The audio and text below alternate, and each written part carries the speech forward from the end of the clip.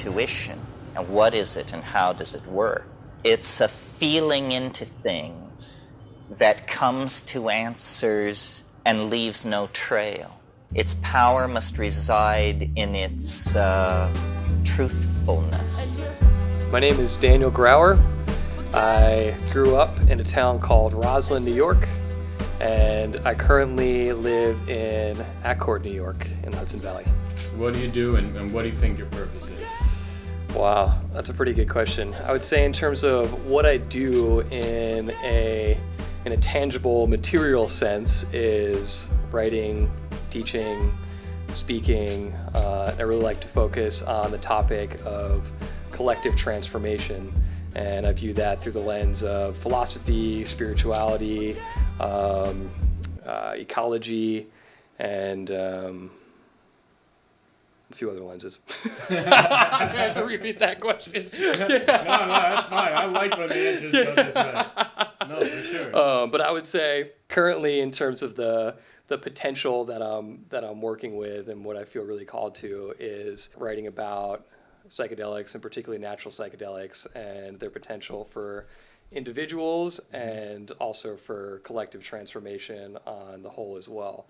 If I can bring 1 degree of extra love and happiness and spirit into this world, the tiniest amount, then I'd feel really, really happy and fulfilled. And of course, the larger potential is just being a part of the whole continuously evolving Gaian Earth system and trying to take care of it, trying to respect it, and certainly revere it as much as possible as a great gift, and viewing every living being and every living organism under that same context. I would say that's probably the largest responsibility and largest calling. And so any bit of writing, any bit of action, any bit of opportunity that I can commit myself in doing to service of the earth and the whole is become a pretty important, feels like an important mission for myself, and hopefully for a lot of others too, For sure. Yeah. What are some of the things that you've had to sacrifice in order to make that happen? You could say that there was material sacrifices involved in that. You can say that there were time sacrifices involved in it. There were certainly monetary and career sacrifices that were involved in it. But I don't actually like to look at it as a sacrifice, because for me it was one of the greatest gifts that has ever happened in my life, and completely helped transform my own life in the process, and really created this really deep flow of meaning and reciprocity with the world, and how I was interacting with the world, and really stepping into more of a flow of being an artist and working more with meaning and rather than form.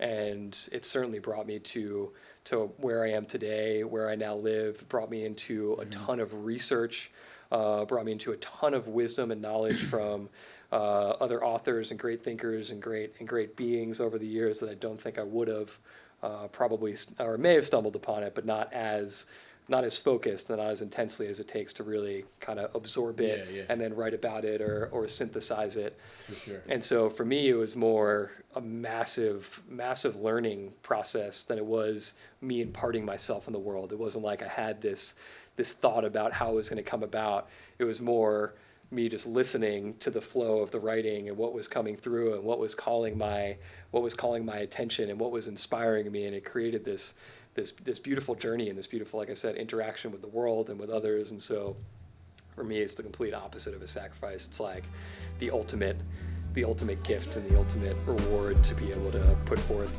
a piece of art and share what my experience of the world and hopefully bring about some good change. Daniel Grauer, thank you very much for coming. We can pick it up. I always get all this stuff going before anyone comes in, because I'll notice like even close friends will get a little bit nervous with the lights and cameras. Or you don't seem like you have that at all, but I just get it going right away. It's a good move. But what were you saying? You really resonated with what?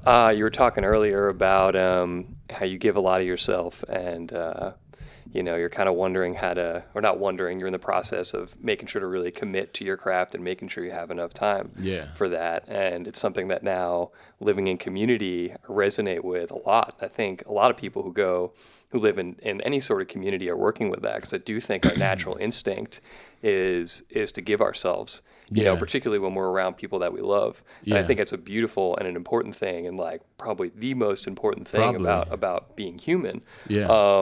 But sometimes if that like eclipses a certain line where you're being burnt out, or you're not resourced anymore and you're getting irritated and you're feeling like you're not able to do whatever you're doing, then it's like you got to create that boundary not only for yourself but for the people around you too, to be your fullest. And so that's something that I totally grappled with while when I first started living in community. It was like I was just giving, and then. And you're talking about the homestead that you went to, or just? Yeah, I was living in like a small community in Brooklyn before that. Oh yeah. And then I was traveling and visiting eco villages and intentional communities, and I think it's our nature. And then now in the homesteading community, where I'm living, where people have been doing it for a little bit longer, they're so good about communication and setting clear boundaries, and everyone's constantly giving, and so it's it's beautiful, and it's so fluid.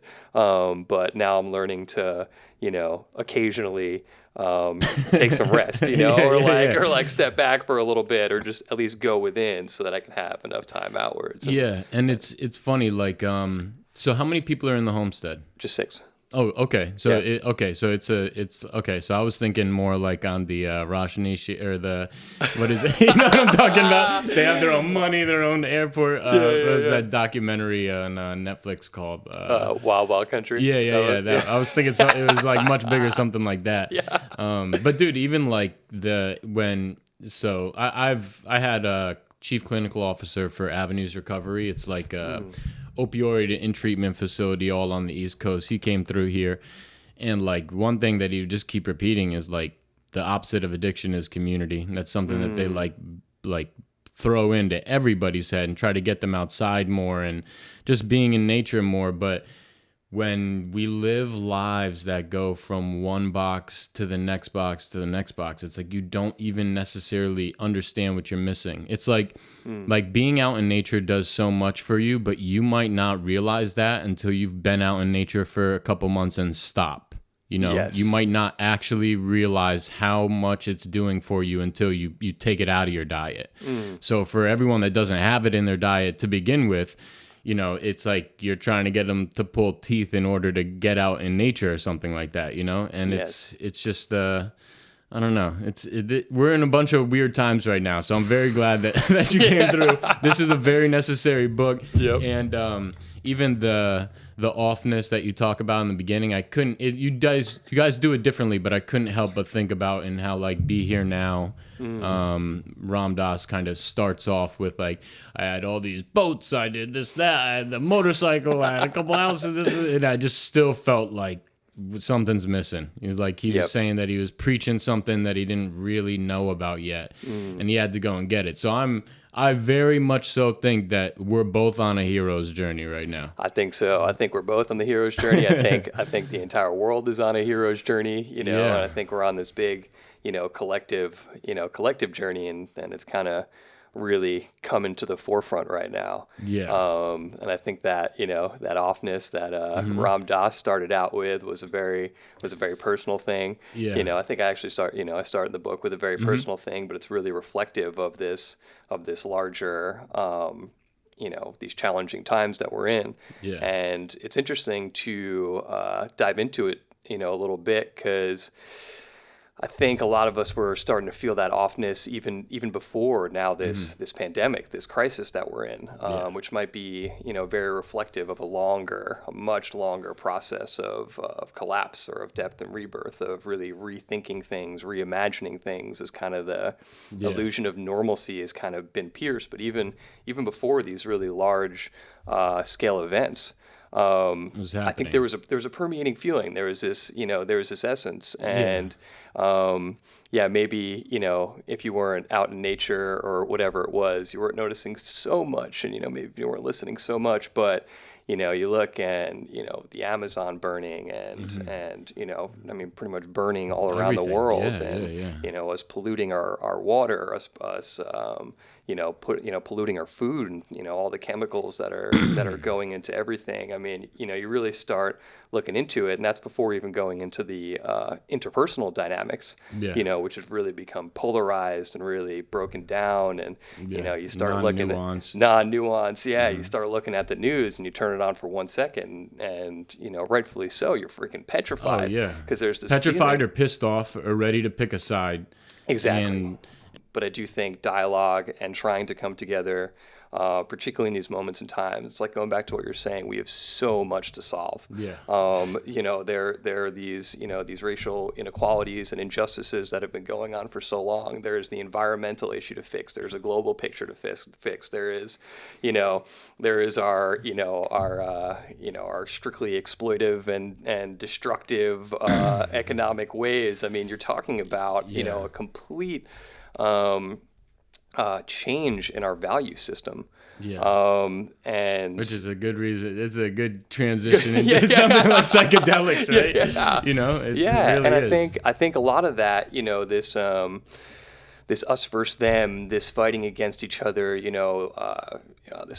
exploitive ways all comes down to a lot of the stuff that I'm talking about in the book, where over time we've really establish this picture of reality that we're separate from each other, that we're separate from nature, that we're separate from the results of our actions. And when you really believe that you are separate, you want to clamp, to the people that and point at the others and say, hey, you're wrong, and you want to try and control things and protect things, and you want to try and maximize your own self-interest, and all of that comes about. It creates threats out of everyone else. People want to try and grasp for power. When you don't think nature is an interconnected, breathing, beautiful, entity, if you will, then you don't have a problem exploiting it and destroying it until the point that it's just not serving you anymore, when it becomes this objectified machine. And so, when you put all that in together, and I mean, when you really look at it, all of our systems have really been designed around these mechanistic, pretty cold, pretty shallow, non-fluidic. Exactly. They were really built around it, and so now we're really facing the music of that, and it's all kind of in all different ways. It's happening. It's not just one thing. We're in a myriad of different crises right now, and it's all stemming from us, which makes it really difficult to work with, because we're used to fighting an external enemy. We're used to, even when we look at COVID, it was like, we're going to win the war on COVID. It's always external. It's not, it's very rare that we say, oh, wait, what's inside of us that's causing this? What did we do that caused it? Which boggles my mind, because, right, like all of our favorite people all knew, like, the message should be, it starts with self, right? Like, I know you don't know Jordan Peterson, but it'll always be like, put your own home in order before you go criticizing anybody else's. Yeah. And it's just like, and Gandhi, right? Be the change you want to see in the world. But people aren't thinking about it like that. They're just separating themselves all off. And there's a few things you had brought up in the book that reminded me of you've heard like the 100 Monkeys theory? No, tell me about it. It's kind of like, I'm going to bastardize it, but it's like there's two islands, you can't swim in between them, and there's monkeys on each island. And that around the same time that on one island, a monkey starts using a rock as a tool, and then his buddy sees him doing it, so they start doing it. Around the time that 100 start doing it there, for some reason, at the exact same point in time in humanity, on the other island, they start doing it, which goes into like when you start seeing all of the architecture around the world from ancient civilizations that just suddenly, now whether that was given to them by something else, or it's something like ancient that. Alien pyramid, but just like I feel like ideas are definitely, they pop around, and it's like nothing new under the sun. You get the idea, I get the idea, who puts it into action to do something with it. And then, I'm not shocked when I start hearing about people thinking the exact same thing as me, that are like lottery odds. How could you be on the exact same wavelength as me or get that, but I feel like we have these geniuses that pop in from time to time. They're made up of many different types of geniuses, but they represent something that's gone through lifetimes of evolution and enlightenment, and now they get to play around up there, and they pop in, and you could choose to do or not do something with that. And in a time like this where everything is kind of going crazy, it's like, okay, so what are some of the solutions to, like, I think we could agree we're past the boiling point. If you if it was a heat map, it would be like, all right, this is a lot of population, a lot of people or whatever. And I think it's all about, dropping stones and creating the ripples in a pond. And with the internet, it's good because you could do that really fast.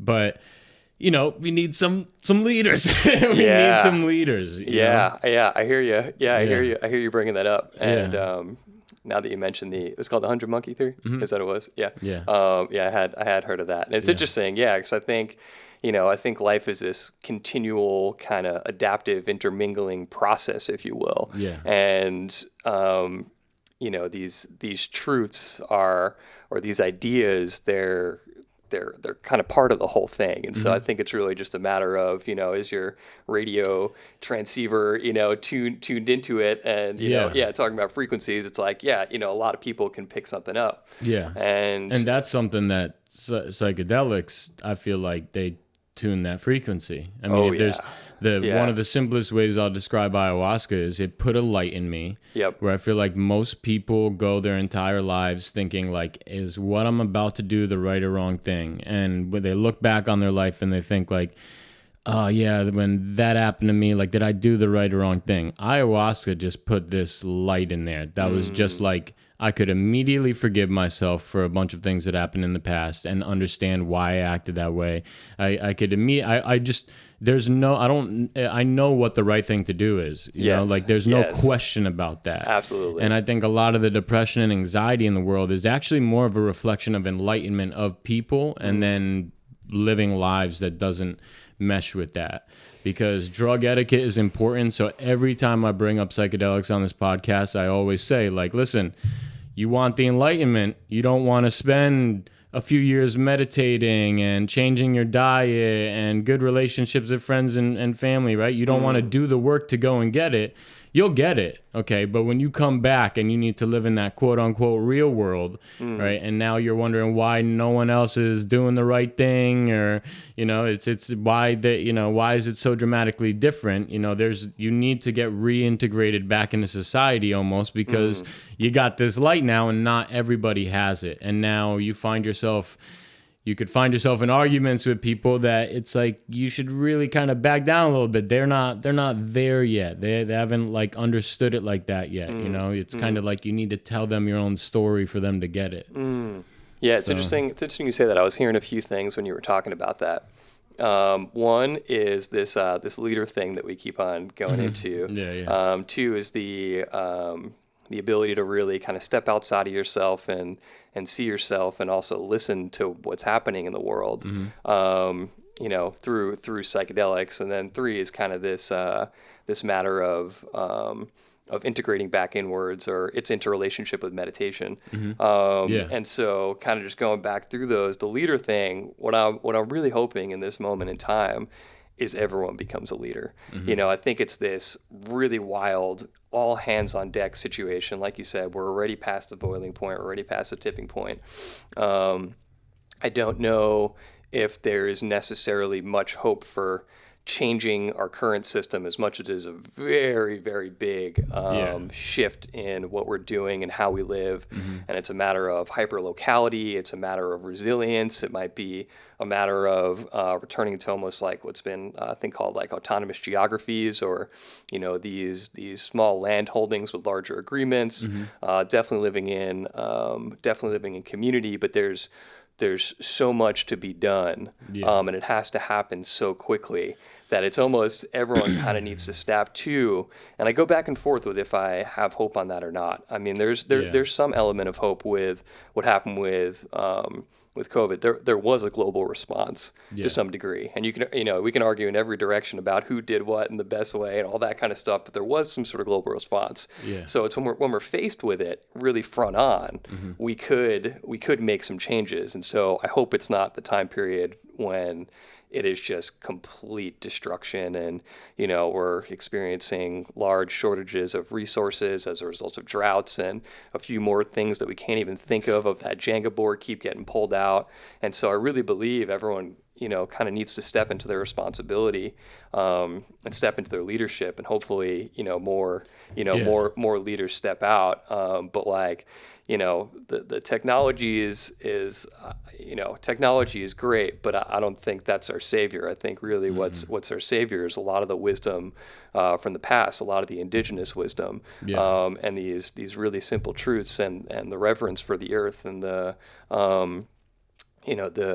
understanding that we should be the guardians of the earth and respecting what's sacred and taking care of it. And, these are really basic principles that are actually quite advanced technologies or philosophical perspectives. And so I think if we could, if that is the emerging thing, and that is, everyone kind of steps into that leadership role, it's possible, but that's a really hard task, right?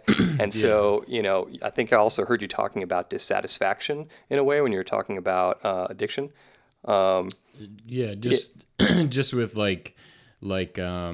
I mean, I feel like there's a lot of people, addiction, depression, anxiety. I think a lot of them all come from people actually having some form of enlightenment, but not being able to live it. Okay, perfect. Yeah, because I think really what we're looking at is we live how the system has continued to unfold based off the values that I was talking about earlier. It's become pretty unfulfilling. To continue to do just, a regular job that you're not satisfied with just for the sake of making money, building increasing security.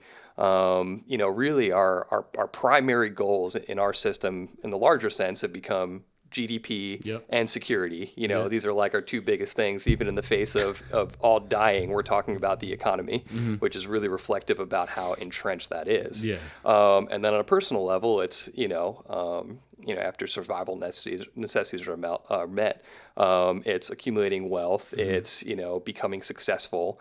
These are really primary. It's not to say that there aren't other things there, but when you're talking about the attempt to achieve unlimited economic growth, to control your environment, to try and achieve unlimited individual wealth, it never really ends. It never really fulfills itself. And then when you're talking about happiness, you're talking about community, meaning, spirituality, all of those things become secondary. And because the ones that we're focusing on can never really be fulfilled, because you can never feel totally secure. You can never feel totally wealthy or, whatever. It's empty. It becomes empty and becomes dissatisfying.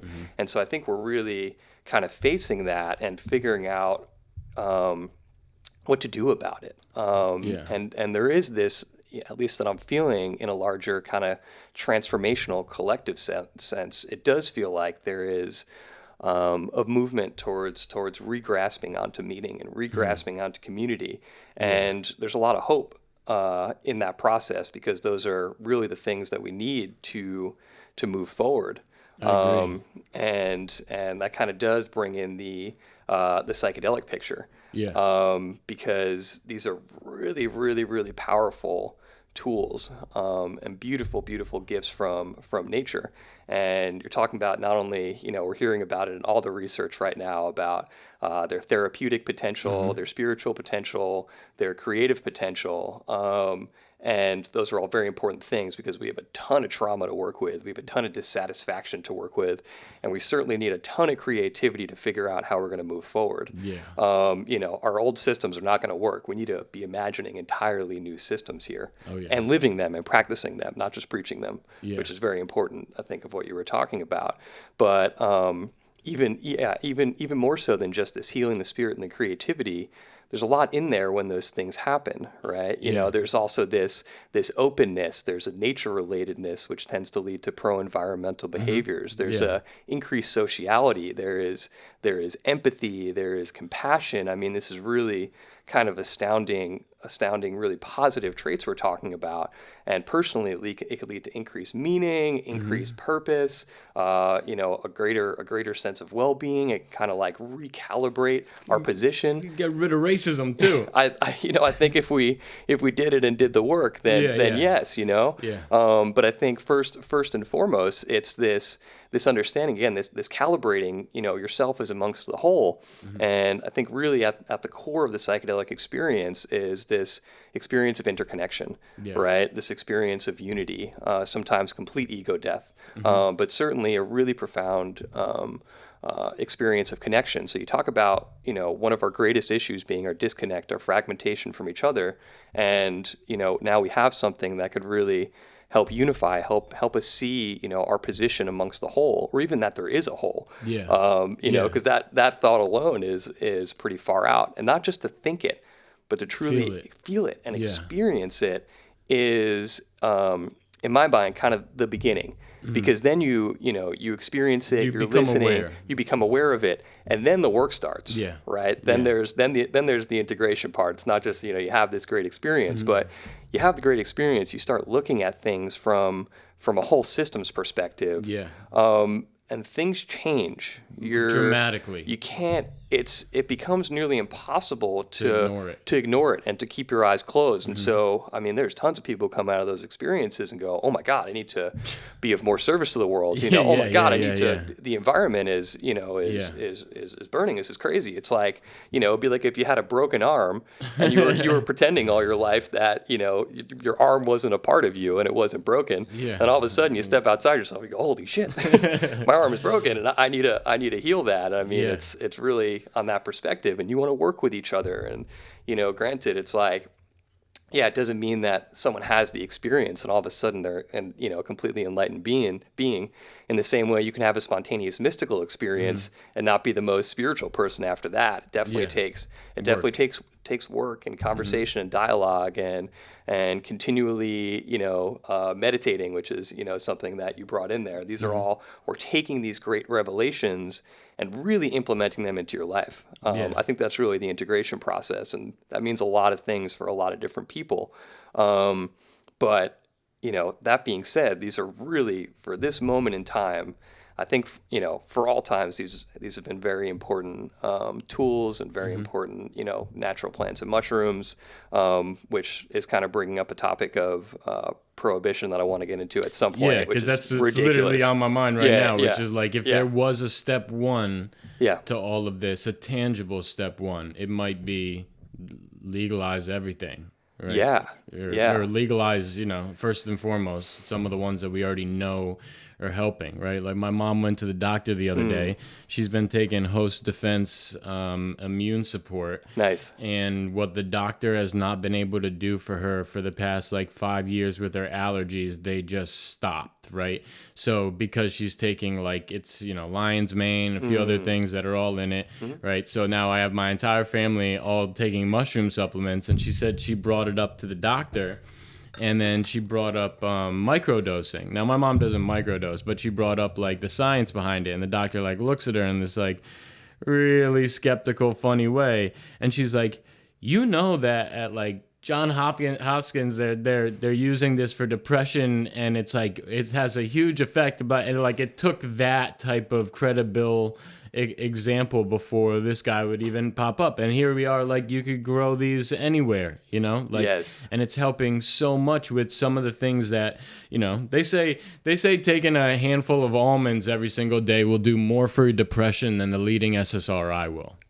Clinically proven, right? I haven't heard that.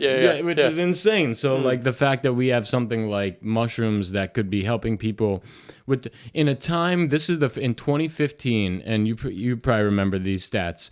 So correct me if I screw them up a little bit. It's Homo Deus, the book Homo Deus. Did you read that? It's the one after Homo Sapiens. No. By Hari. Yeah. I read Sapiens, but not. So in 2015, it's the first time in the world that more people died from suicide than all the violence and murder in the world that had happened at once. Wow. And way more. I think the number was like 600,000 from all violence and murder. 800 or 7 to 800,000 from suicide died, and 1.5 million died from sugar, from diabetes. Wow. So it's the first time in all of humanity that literally violence and murder is killing less than people are killing themselves. And that is just petrifying. That I've been to hell and back with that kind of shit. It's part of why I do the podcast, is to make sure I'm very vulnerable and open about it so that other people don't do that. But the medications that they put people on in order to deal with it. Some people, you definitely need it. Sometimes it's a Band-Aid effect. It gets you back going or whatever. Yes. But benzos and SSRIs, compared to you're going through some grief, maybe you should be feeling a little bit anxious, you know? Like, you know, you spend time with family and friends, get good sleep, eat a good diet, meditate. If they had just fucking told me that in the beginning, right? But they don't say any of that. And then you have these kids that get put on these medications, and then the medications make it cyclical. So it's like, when normally you'd have so I always use myself as an example. I got thrown out of a Jeep. I land on my head. I basically black out for 4 hours, stand up, see my buddy dead on the ground. I don't remember all this till I get flashbacks 5 years later. But that was PTSD, anxiety, depression, everything. Okay, you just saw someone dead on the ground. You just had a traumatic brain injury, 14 staples to the back of your head. You should be going through some grief, some anxiety. You might be a little sad for a little bit. Yeah. Okay, the answer isn't put you on benzos right away. And now where maybe I would have just gone through like a year to 2 years of being like a little sad, a little bit anxious, you get on the benzo, you get off of it, you're like, your adrenal glands are fucked, and next thing you know, it's like you can just be asking to get that anxiety to flood back over and over and over, that depression to flood back. And it makes it where maybe you only add it, you'd get some depression once every 5 years. Now you're going to get it every year, and you're going to get it when you're not on it. You literally are signing up to take it for the rest of your life. And then these kids get off of these medications, and they think that something's actually fucked up and wrong with them because no one's told them this. Right. And I think this is a big factor in these big suicidal numbers, right? Like you brought up in your book, like it's the first time ever we have these mass shootings, and there's no real apparent reason why. Yeah, there's bullying and stuff like that, but for the majority of them, there's no motive. And it's like, what's going on here? What is going on? Yeah. I mean, it's a very, I think you brought up a lot of things with that. One, we're really looking at hopefully a paradigm shift in how we view our health systems.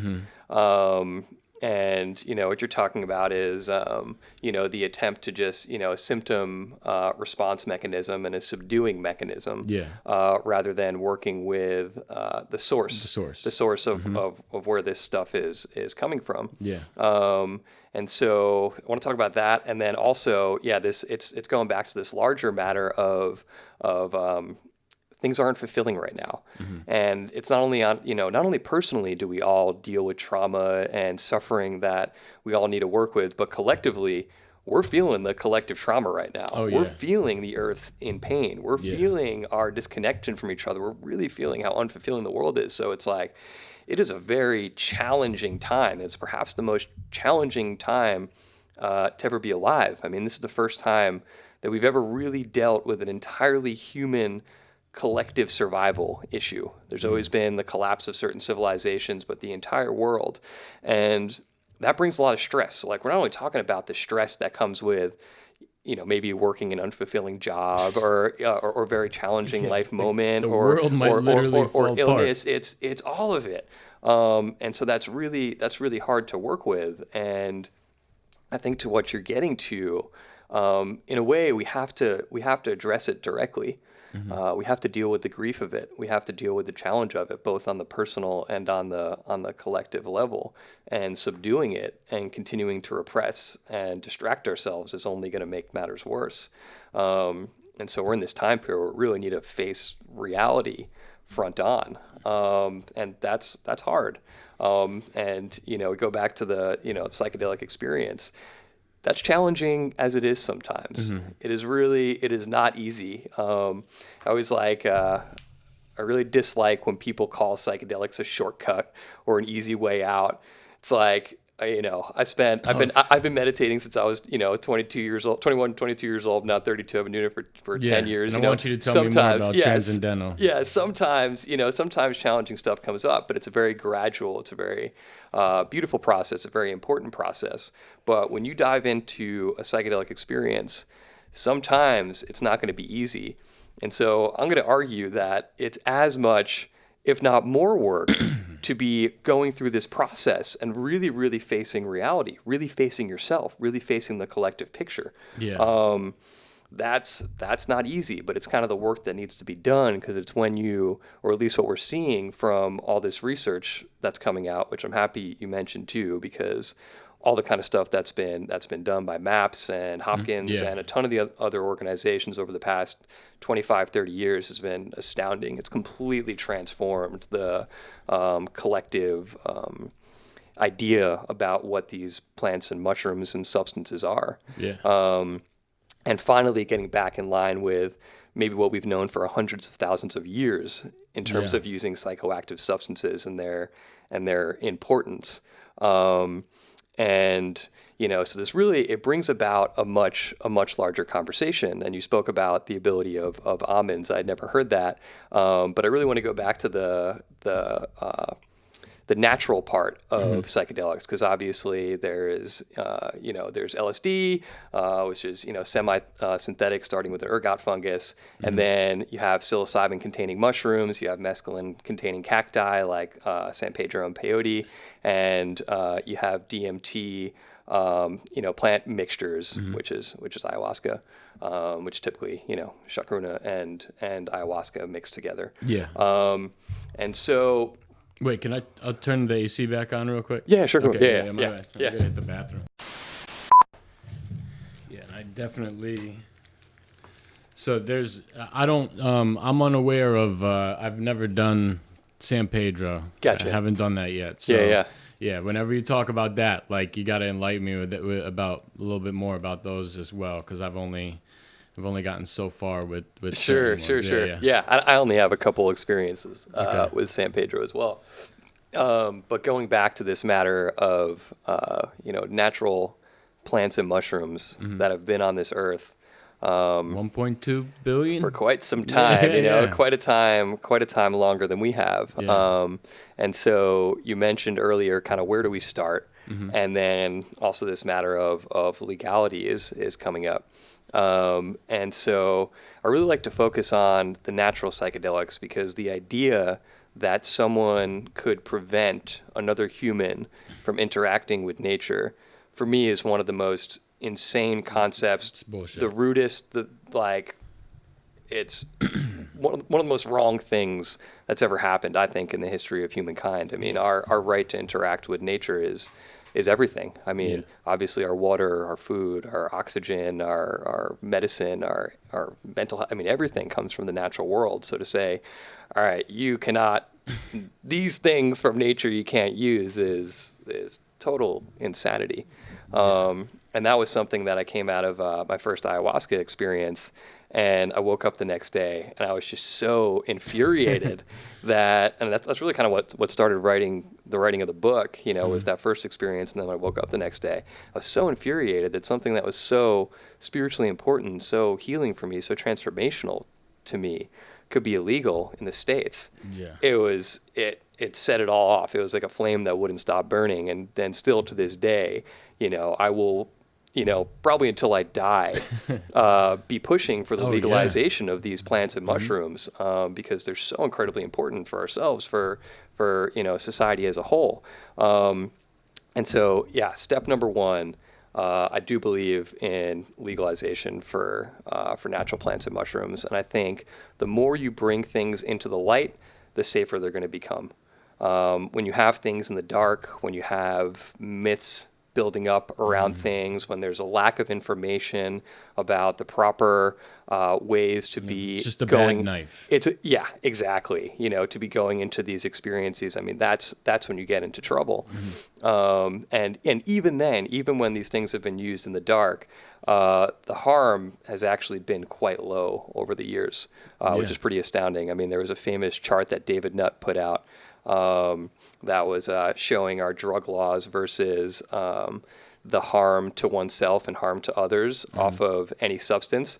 And it was completely opposite of what the reality is, where it was mushrooms being the complete lowest and alcohol and cigarettes being, you know, the highest. And it was, you know, obviously they're in every store. And they're in every store, you know, so really we're looking at something else other than pure science or ration or reason, which is ironic because we thought our society is built on that, but it's not. It's also built on prejudice. It's also built on fear. It's also, did you read Chaos? Chaos? So Chaos, shit, I'm going to forget his name now. It's basically an investigative journalist, details. It's all about Charles Manson and all of those. But basically how like Helter Skelter kind of wrote the narrative for the world, but left out a bunch. And when you get into the nitty gritty of it, they find out like CIA, LSD experiments, and it's this big hidden agenda to basically destroy the hippie movement. Yes. Yeah. There's the whole thing with Nixon where he was talking about, he's like, how do we wipe out, you know, the far left and the black community all at once? And he's like, we're going to make these drug laws. I remember one of his advisors was saying that or something along those lines. Like all of a sudden, we got all these white kids that are doing these drugs and everything like that. So, and there's nothing bad going on here, but like all of a sudden the drug scene and the hippie movement and everybody and just love. And they were like, no, we need to put out a narrative that shows that like these things can go horribly wrong to the point where, you know, it was somewhere in between trying to use it to create a Manchurian candidate and trying to use it to actually spin up a murder or set of violent behavior so that they could have a situation to say, this is why we're making it illegal. Yes, which is crazy and unfortunate. Yeah. And it's also kind of reflective of something that Stan Groff put forth many years ago that I love and latched onto in terms of looking at definitely psychedelics as a tool, but you can almost look at anything through this lens. And, you know, he compares LSD to a knife. And this is complete paraphrasing, you know, definitely not the exact quote. I put it in. I put it in. Yeah, I think it's in like chapter 10 or something when I start, you know, talking about psychedelics. And he's mentioning that the difference, you know, of a knife in the hands of a murderer, of a chef, of a surgeon, and a sculptor is a very different tool because the intent behind the use, right? But it's actually the same exact tool. And so I think this generally applies to anything and everything that we're talking about, where anything could be used for harm. You know, water can give life or drown people. Yep. I mean, we see it with the internet, it can connect or disconnect. You know, it's anything. And just because something has the potential to harm, like you were talking about when they built up all of those stories, and it was just, you know, fear cranking through the media about the dangers of people jumping out of third-story windows, and, you know, you name it, all the kind of stuff going on.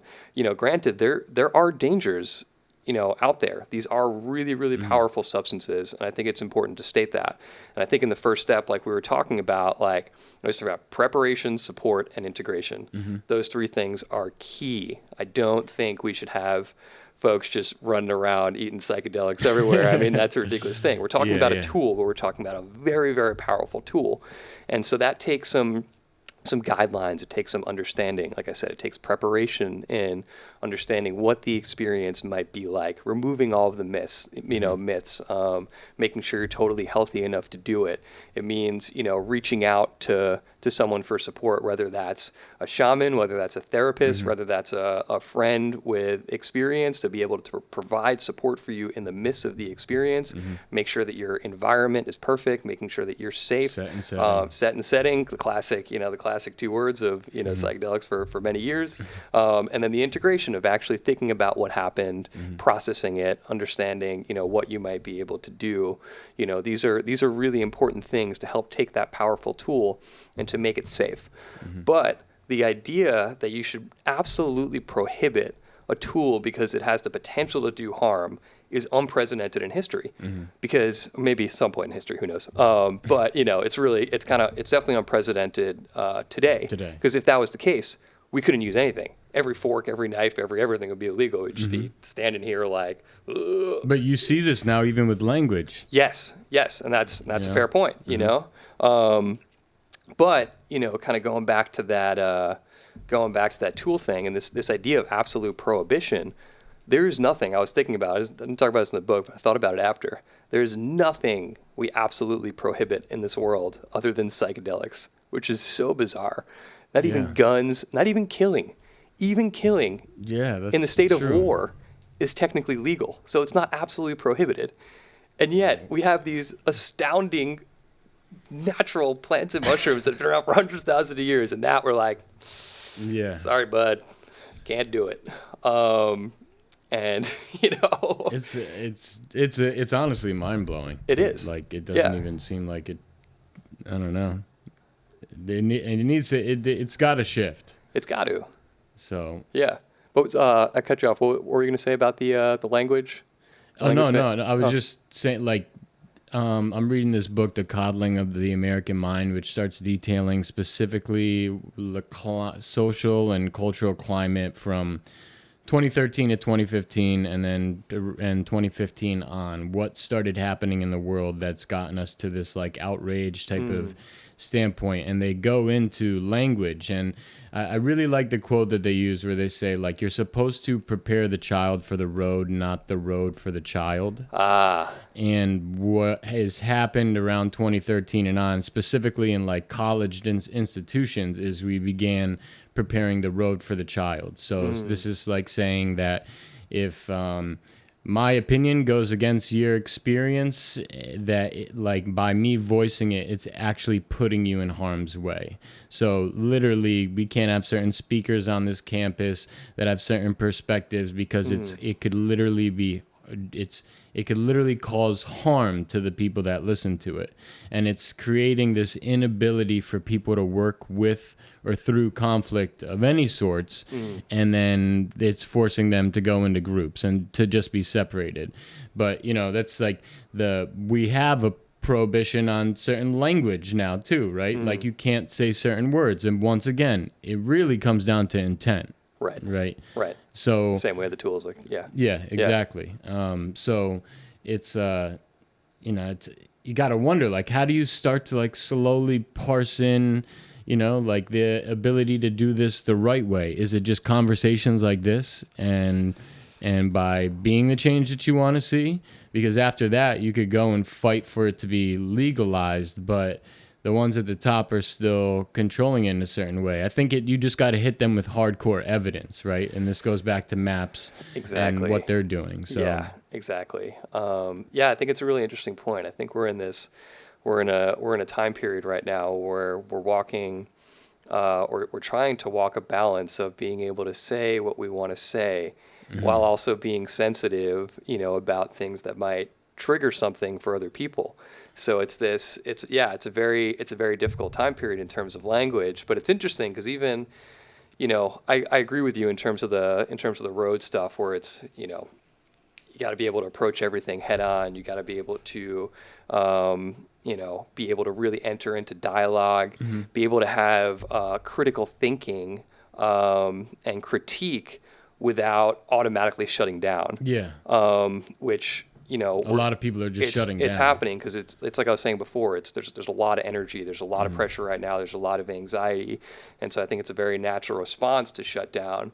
I think the greatest challenge on any side is going to be trying to listen, even if things get triggering, even if things get challenging, while also simultaneously trying to be sensitive and trying to be aware, right? So it's this interesting balance of like, in this sensitivity and thinking about this sensitivity, is it increasing our larger awareness of the landscape that each individual person is living in, and also getting closer to a cohesive reality and one unified that we all want, But it's really delicate, and I think it takes a lot of energy, a lot of work, and a lot of commitment from all sides. And I think what we're looking at now is there was this explosion of energy, right? And you can almost say it's kind of similar to what happened with psychedelics when they came into America after we didn't even think they existed for a few hundred years. The Spanish Inquisition, made peyote illegal in the 1600s and all that kind of stuff. I mean, they were like didn't even exist in our world, and they came back and it was an explosion, right? And we almost didn't know what to do with it. I mean, it created incredible change that we're now working with, but it took a lot of integration to implement that. Yeah. And it was a massive disruption, and a lot of people disagreed with it because it disrupted the status quo. And people like the status quo because it's comfortable. And you're like, what a grass spot. And you're like, no, I don't want change. Fuck, it feels good. But it feels good for some people and not for others, you know? And so I think what we're experiencing right now is in so many different directions and in so many different movements. Like I said, that pressure valve is being pulled. And I think, there's a lot of emotion that needs to come out from that. And it's natural. And I think over time, it's gonna get more nuanced. And it's gonna, hopefully the tensions kind of dissipate and balance out. And I think it goes back to what you're saying about good leaders, because really, I think a good leader right now is just focusing on how do we create these moments of dialogue? How do we create these moments of coming together and really working through this in all of these things in a very, very tangible way? Obviously, there's a lot of disunity coming out of leadership language right now on all sides. You know, no one's really perfect on it.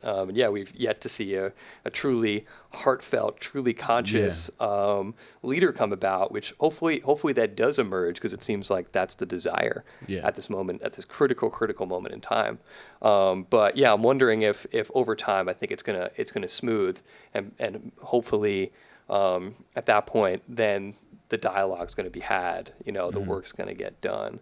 But it's like, man, is it challenging and a wild time to be alive, but it's also, I think it will. I agree. I agree with what you're saying. And I always do feel like it gets worse before it gets better. Yes. And like there needs to be the explosion first. I mean, with everything. I mean, you could talk about it from a disease level. You could talk about it from an actual like cultural and communication level. But I mean, I definitely have noticed, like what you're saying, like is this oversensitivity and what's going on in the world, is it actually adding some benefit where it's making people more aware of the other and to a certain degree? And I think so. Like I think that there are words that I would say that were just normally a part of my language that I think twice about now. Right.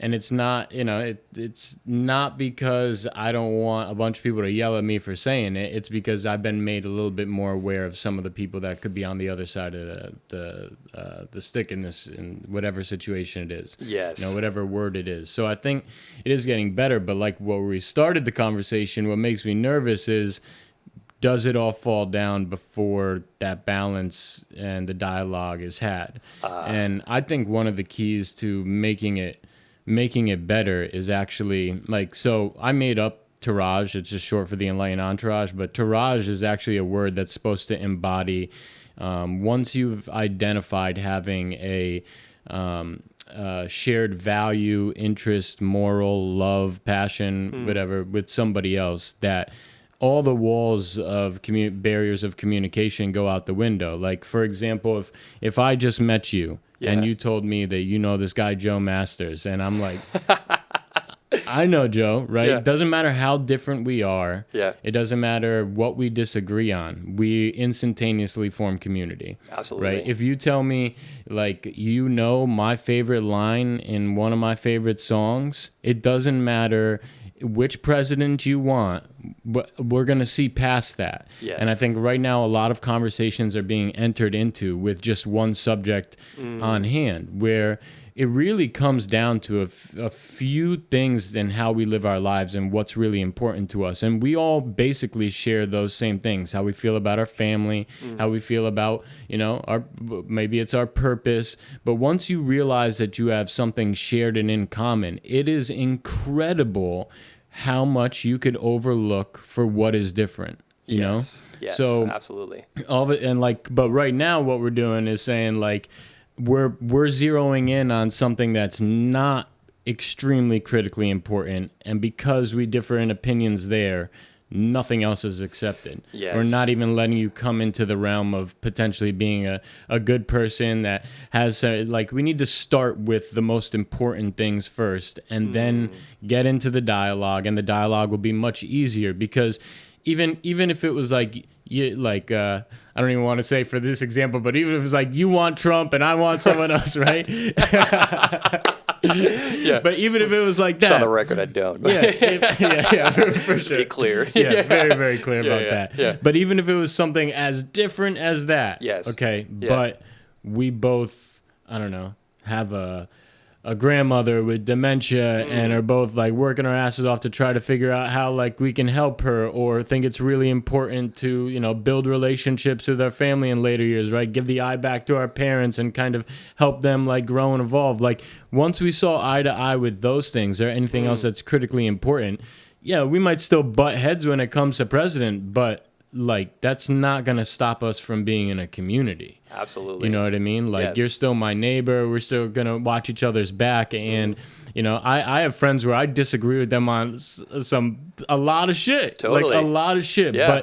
But I know them as a person. I know that they have a good heart. I know we Yes. agree on certain values, interests, morals, etc. to begin with. And because we agree on those things, we could look past everything else. Yes. And I think, you know, but the conversations aren't had that way. Conversations are just, what do we disagree on, and let's go butt heads. And then all in the news and everything like that, it's like they don't even have an actual conversation, you know? Like, Right, it's like, I can never be a politician because I'll just fucking say yes or no, right? Yes, no, like, that's wrong, this is right, you know? They Yes. just curve around everything. And the political interest tied in with economic interests and the two parties right now is just, you couldn't ask for a worse situation for the people. It's no longer about the people. It's about small and big business. Yeah. Right? You And know. that's like one of the biggest switches is like Democratic Party used to be the party of the people, and the Republican Party was kind of known to be representing big business interests. But then you fast forward and money and the political system gets revved up, and now the Democrats represent like more like small businesses than they represent the people anymore. Right, You and know? and sometimes they also represent very large businesses Yeah. too. Oh, yeah, under yeah. the Oh, for under sure. the, you know, the facade that they don't. Yeah. And so yeah, I mean, you brought up a lot of incredible points. I mean, particularly, you know, obviously going into the news situation where, you know, we've come to a situation where it's stated that, you know, our news is politically oriented, so we have two different realities going on at one time that are being, you know, absorbed by multiple people, which obviously is going to create some sort of a large friction. Yeah. And then on top of that, exactly like you were talking about, it's very rare that there's normal dialogue that's going on in the news. It is like, It's too fast. It's like a shitload of coffee and like jumping down each other's throat and like bringing on someone from the other side just to like annihilate them. Like it's war, and it's very rare that I feel the true intention is to bring about dialogue. It's like sometimes it's under the guise of like, oh yeah, we'll bring in another party, another side, or someone like this, and it's always just like, yeah, jumping down their throats, trying to catch them in like any little slip up, you know, pushing everything to the extremes in any sort of argument, like we said earlier, taking out the nuance. And it's, you know, I'll barely ever watch any of those larger news networks. I read a lot of my news on the internet because my heart starts beating really intensely, and I'm like, oh. If anything, you just because you're pissed off at how they're going about it. Right. Maybe I'm not like, even what oh, they're saying. fuck, we're all screwed, and I'm, you know, losing hope and all that, you know, all that kind of stuff that comes with that. Yeah. And so, yeah, it goes back into this matter of how do we develop dialogue? And I think you said it really beautifully. And are we looking at our connections first, first and foremost? And I think it's a really good way to go about it. And, you know, I was talking earlier about a larger connection, a larger interconnection, which, you know, for some folks might seem, you know, too conceptual to create I'm looking in another human's eyes. Not even a human. I'm looking in another living being's eyes.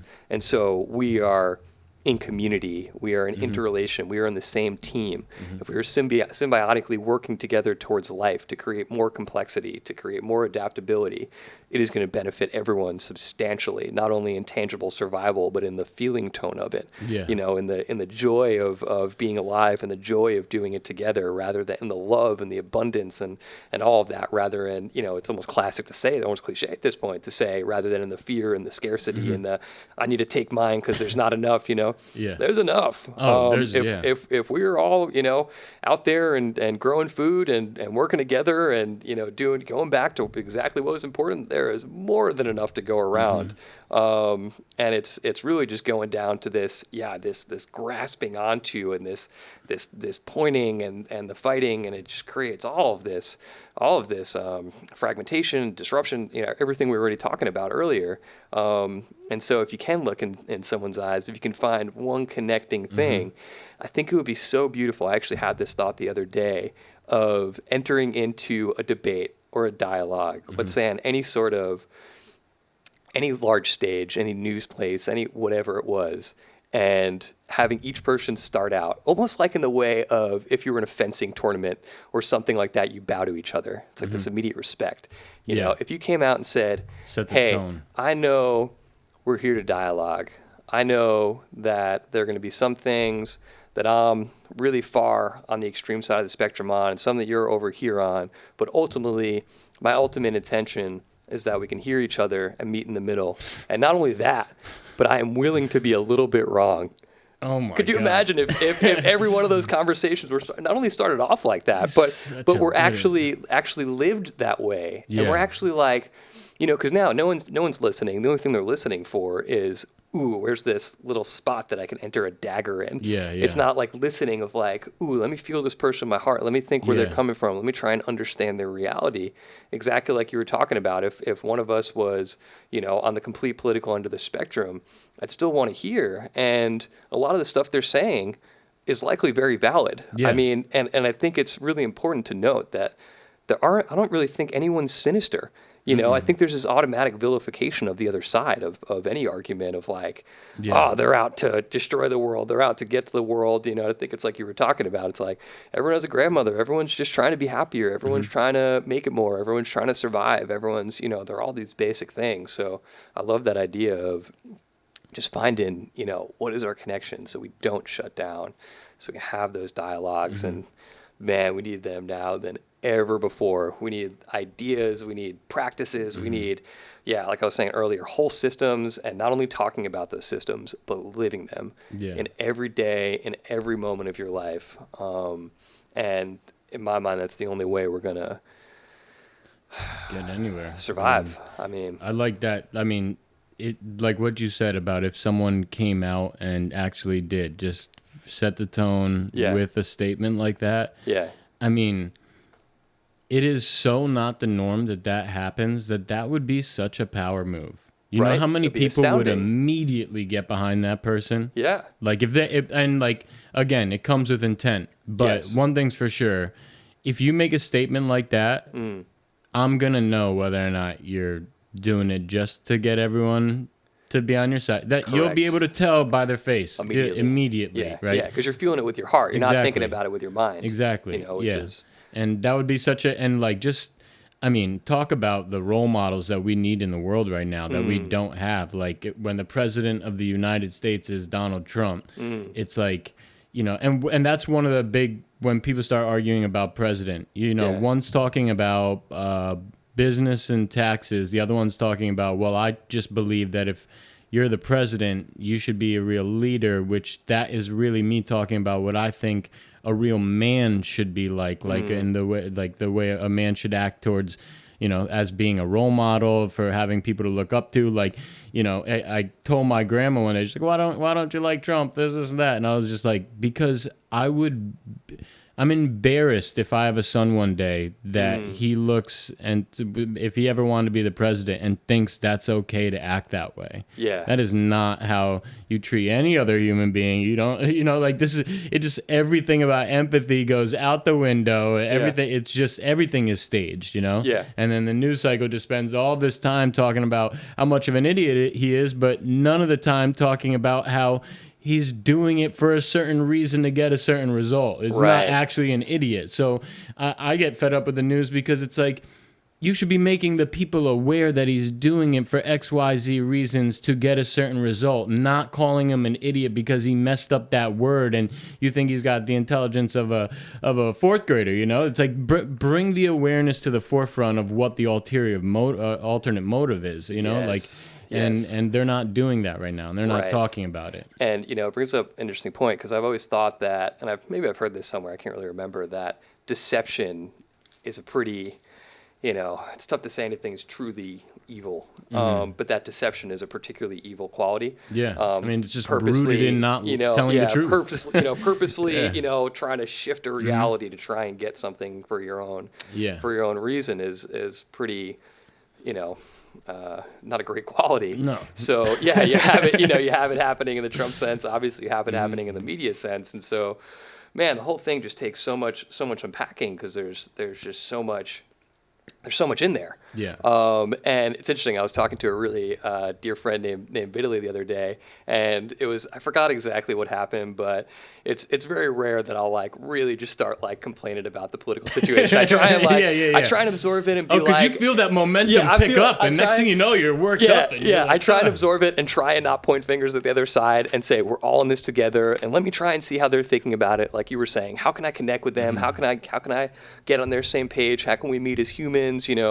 Also seeing the problems with both sides, and that's generally where my mindset goes. But it was one day where I was particularly triggered, and I was launching into it, and instead of talking about the issues that were going on, it was kind of like what you were saying, but even even a little bit deeper of what's going on with him, that he needs to put forth this kind of action, this kind of moral character.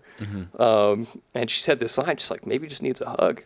And I started cracking up, and I was like, wow, we should probably start the Trump needs a hug movement. For sure, because it's it's that deep. I mean, there are days where I could be infuriated with the guy. He definitely does. And maybe it's maybe he just needs some more love. Maybe we should just be giving him some love. Maybe he feels very kind of attacked all the time. Yeah.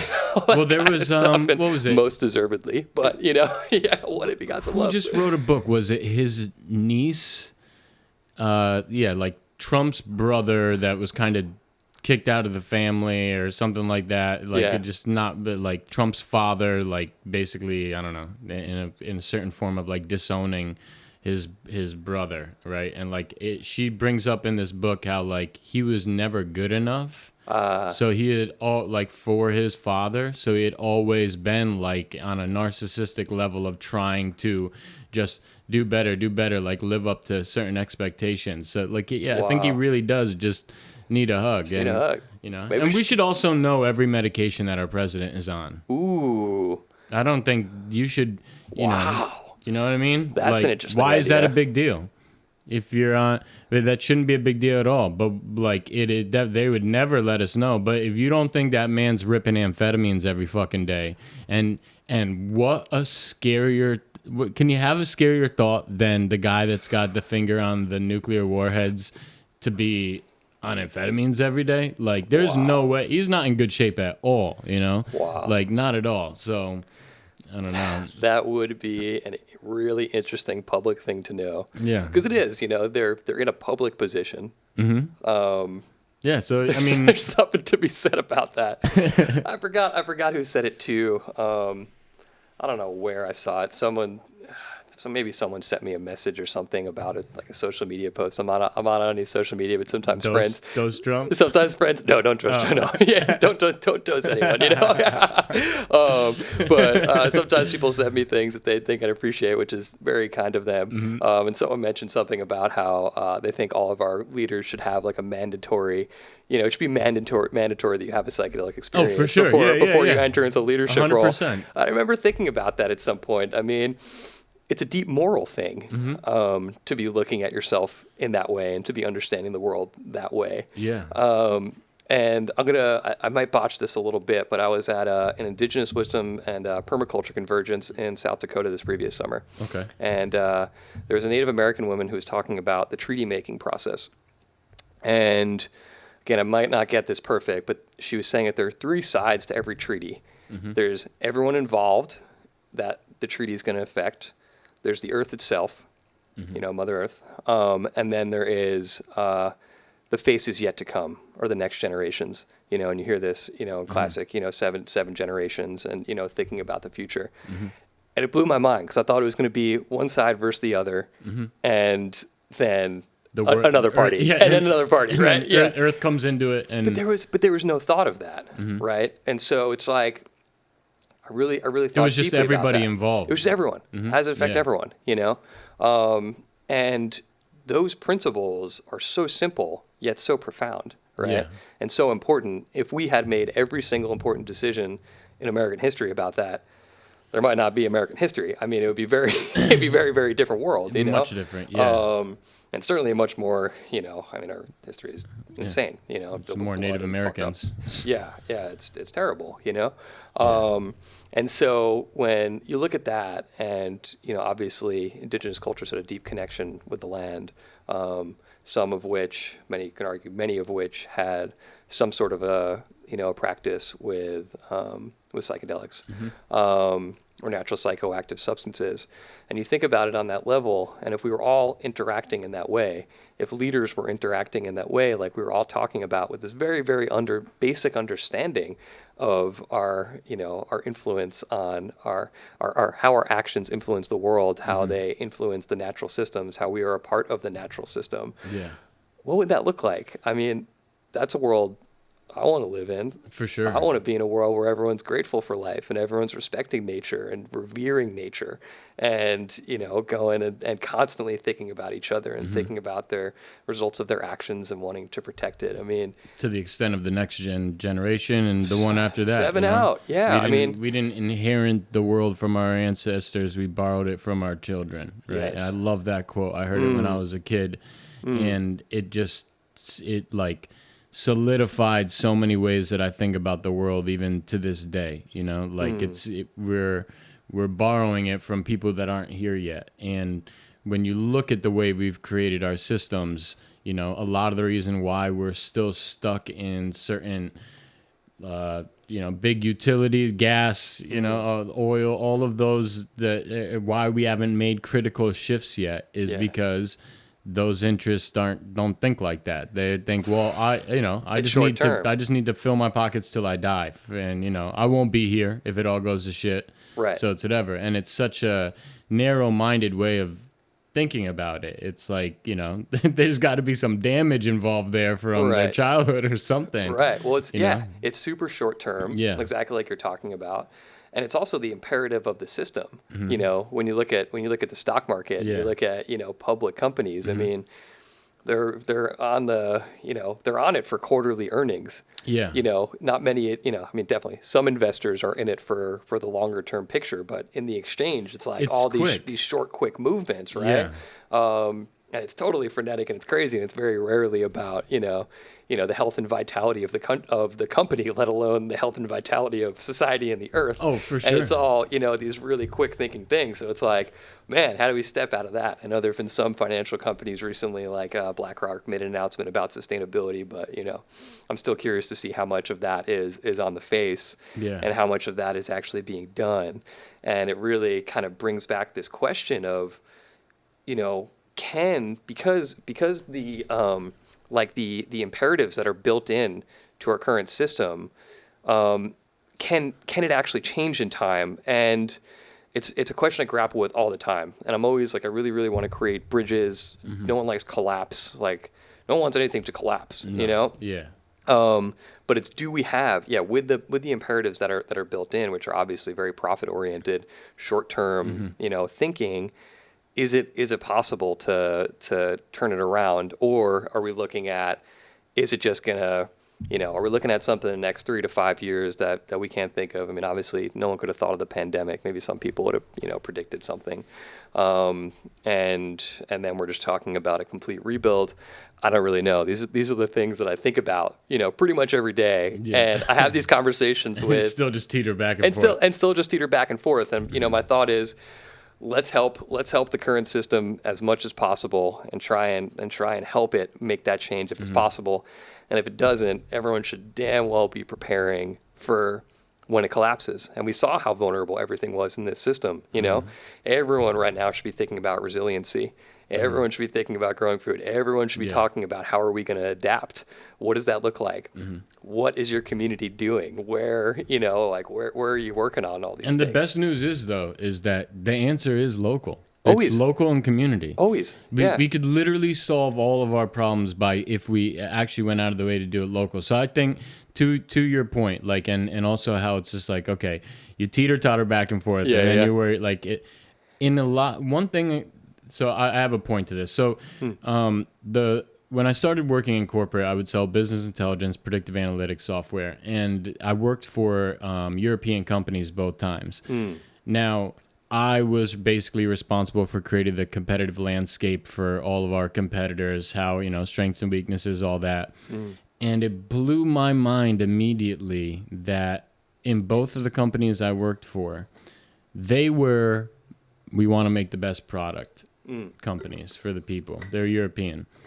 All of the American companies, all of them, were literally in it to acquire a specific amount of market share and then be bought out by one of the major vendors. Wow. So, yes, their products worked and they could do stuff, but they're very cookie cutter, and it wasn't about actually being the best product or helping the customer. Everything about from the product to the way they organized the organization was to get to a certain amount of market share and sell, and then be bought by IBM, SAP, Oracle, one of the big guys that's already running everything, who then just tries to smash it all into one product that doesn't really work that well anyway. And next thing you know, I would find myself having a better product for a company, doing everything right, but then it gets political, and because that company has been using Oracle or IBM for the past 20 years, now Bob in accounting's day-to-day life's going to change, so that makes him feel uncomfortable,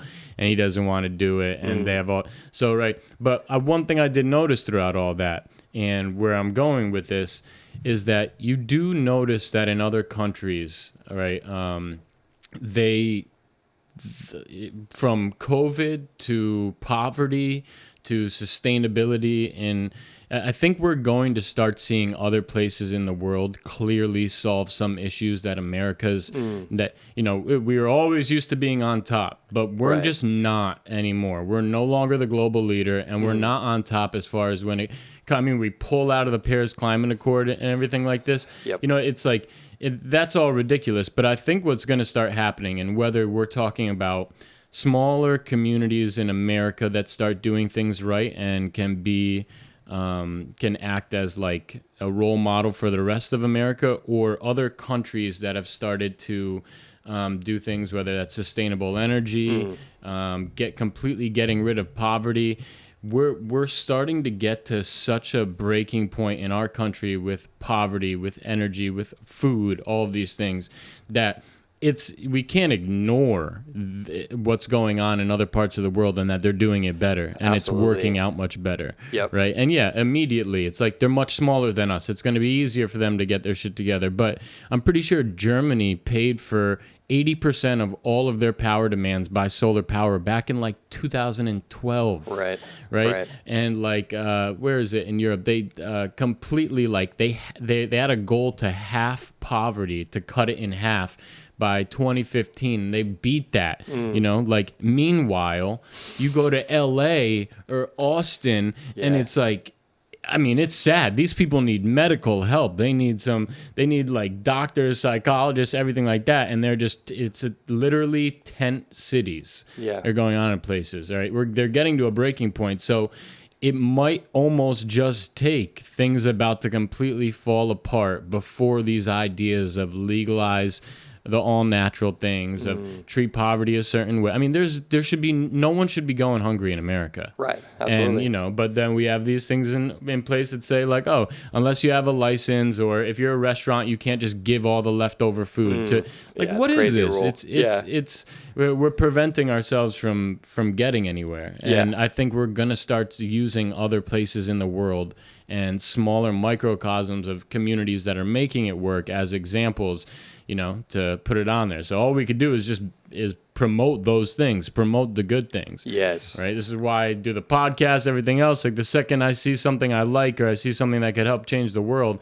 I just want to get it in front of as many people as possible. Yes. But we're at a point where I don't know if internally the same mechanisms in place are going to be the ones that fix it. I think it's almost going to need to completely fall apart first. Right. And I think that's typical. There's some sort of Einstein quote that I can't remember. If you can't, like, think yourself out of the problem that your thoughts got you into, or so, I forgot exactly what it is. Something along those lines. You have to kind of step outside of it. Yeah. But I think what you're talking about is spot on. Where we kind of need this picture of a top-down attempt. You have a government trying to make these goals.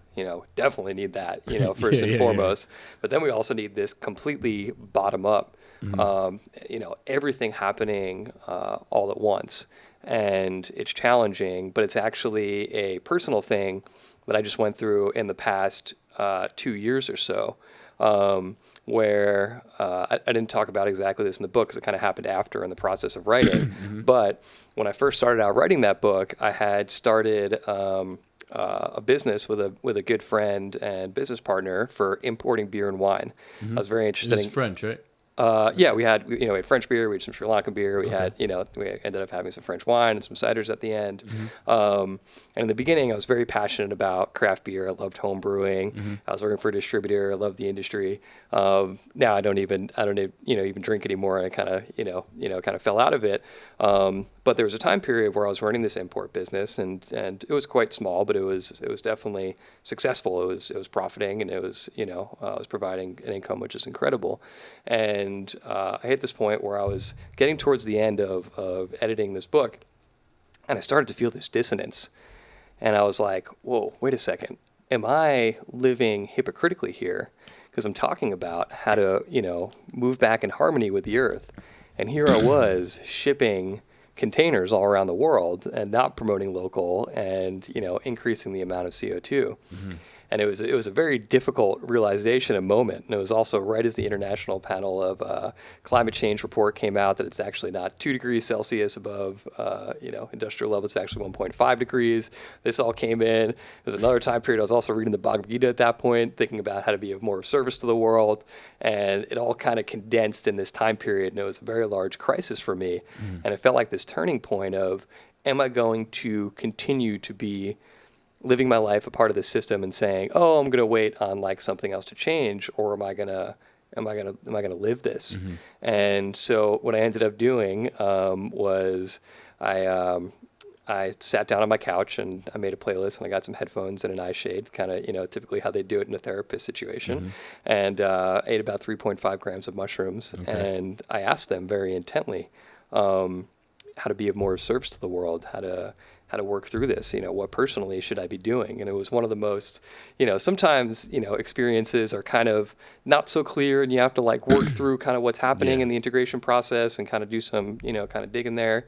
But this was like crystal clear visions of, it was, kind of starting out in this picture of great human earth harmony and dancing around a fire, and, seeing and feeling how at a point that was happening, and then kind of going into, progressing into destruction and then the pain and everything that we feel now. And I saw this very clear visions of getting out of the business that I was in, of moving into a yurt, in somewhere that was living more harmoniously with nature on a large piece of land. I think that's a very common vision, actually. In this time period of the psychedelic experience, everyone's like, let's get land and build community, right? It's kind of like, it's almost ubiquitous in some sort of way if you're working with these plants, enough. Maybe I dare say that. And so I came out of that experience and I was like, oh man, I got to do this. But I didn't know how to start. And so you were talking about places that are starting to embody this on a local level. So I decided I was living in Brooklyn at the time, I decided to get rid of my apartment, and I took a trip to go visit eco-villages and sustainable communities around Asia, Europe, and the States. Oh, really? Which were very much exactly living models of what you're talking about. Living outside of the system, or at least some degree of outside of the system, working towards resiliency, sustainability, conflict resolution, deep communication. So where exactly did you go? In terms of the eco villages or the Where'd you let's visit? see. I was in Oroville in southern India. Okay. I was in Schwabenalp in Switzerland. I stopped over at Damanhur in Italy. Okay. Tamara in Portugal, Sugarban in Sweden. You really. Yeah, I spent a couple weeks at this place called Sunseed in southern Spain. Okay. And then I was at Eco Village at Ithaca in New York, Earth Haven in North Carolina, and Dancing Rabbit in Missouri. And some of these places were just like quick, like few-hour trips just to, see what they were working with. Some of them were, 2-week stays. It all kind of depended on how their structures were set up, because these are obviously people living, and they have their own, as you'd expect, their own. Hey, we're just like, we're going to pop around, do what you're doing. Yeah. So it was fascinating to see that in real time. Like, what does this look like? This next world that we're envisioning, and they're experimenting with it. And there's hundreds of these all around the world. And so when I came back, I ended up selling my small portion of my business to my partner, and then was in Brooklyn for a little bit, and then just recently moved into a homesteading community in upstate New York, so that I can try and live these ideas or this philosophy that I've been talking about. And by all means, it's we still got a lot of work to do, as anyone working on those projects do. We're pretty small and we're pretty new, but it's incredible how innately fulfilling it is.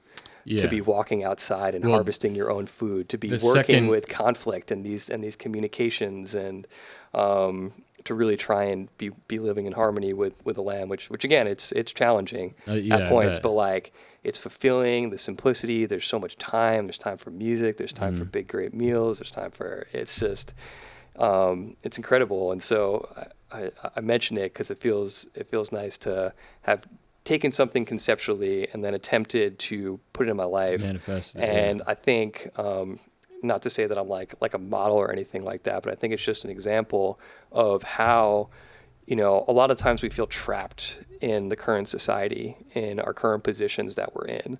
And it's important to know that you can leave. You can leave. And you can try and live the stuff that you really want. And I think that's the only way that we're all going to move forward. Yeah, we can attempt these top-down goals, but until every single person decides that they want that new world, they want that next system, they want that more symbiotic, more loving, more connected, more abundant, until that happens, I think we're going to be continually pushing against ourselves, because every little step that we take is going to be eclipsed by the acceleration of the problem, which is way more than steps. It's moving at freaking rocket speed, So it's like, there are all these little things. It's like, can we recycle? Can we this? It's like all of it. And we need to change our lives and values completely. I identify with everything that you're saying a lot. I've used different stories to be able to tell my own, and how I've had a similar feeling. But before, I want to ask you, so when you're finishing writing the book and then you get that feeling, how much time goes by between that first you become aware of that feeling and selling the business and moving out of Brooklyn? I think that was, including the trip, I think that was about 9 months.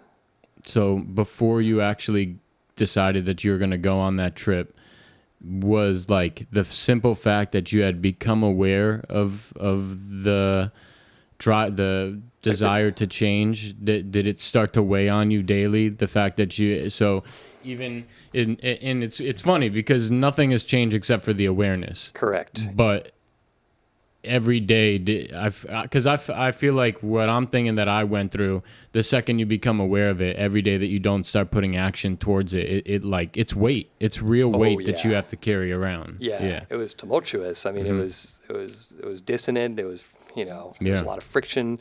I was in despair some days trying to figure it out. It was very real. And at first I was like, okay, I can fix this current situation.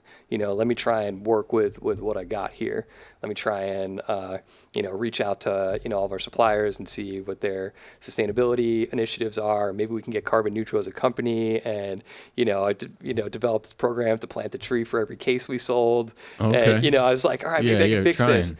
But it was always just a Band-Aid on this big gaping wound. I mean, it was just, like you said, it was every single day. Yeah. And, maybe when I started working on it, it gave me like a little bit of oh, this is going to be cool. But there was once it popped in there, there was no turning back. It was like you said, it was a weight, and there was just no question about it. And it's just, eventually it weighs enough where you say, all right, it's worse to not, it's worse to not do anything at this point. Like if it's harder for me to not do anything than it is for me to do something. Exactly. You're ignoring these profound, intuitions, profound nudgings of, of the world around you. And, it's kind of like we were talking earlier, when you get into a psychedelic practice, when you get into a meditation practice, you do begin listening deeply. You get quieter. Your mind gets quieter. The self gets quieter. The ego gets quieter. Yeah. And in the process, you're listening more. You're getting more empathetic. You're getting more compassionate. And all of those things. Yes, there's equanimity and there's clarity and all the the great stuff that a lot of the the meditation world speaks about.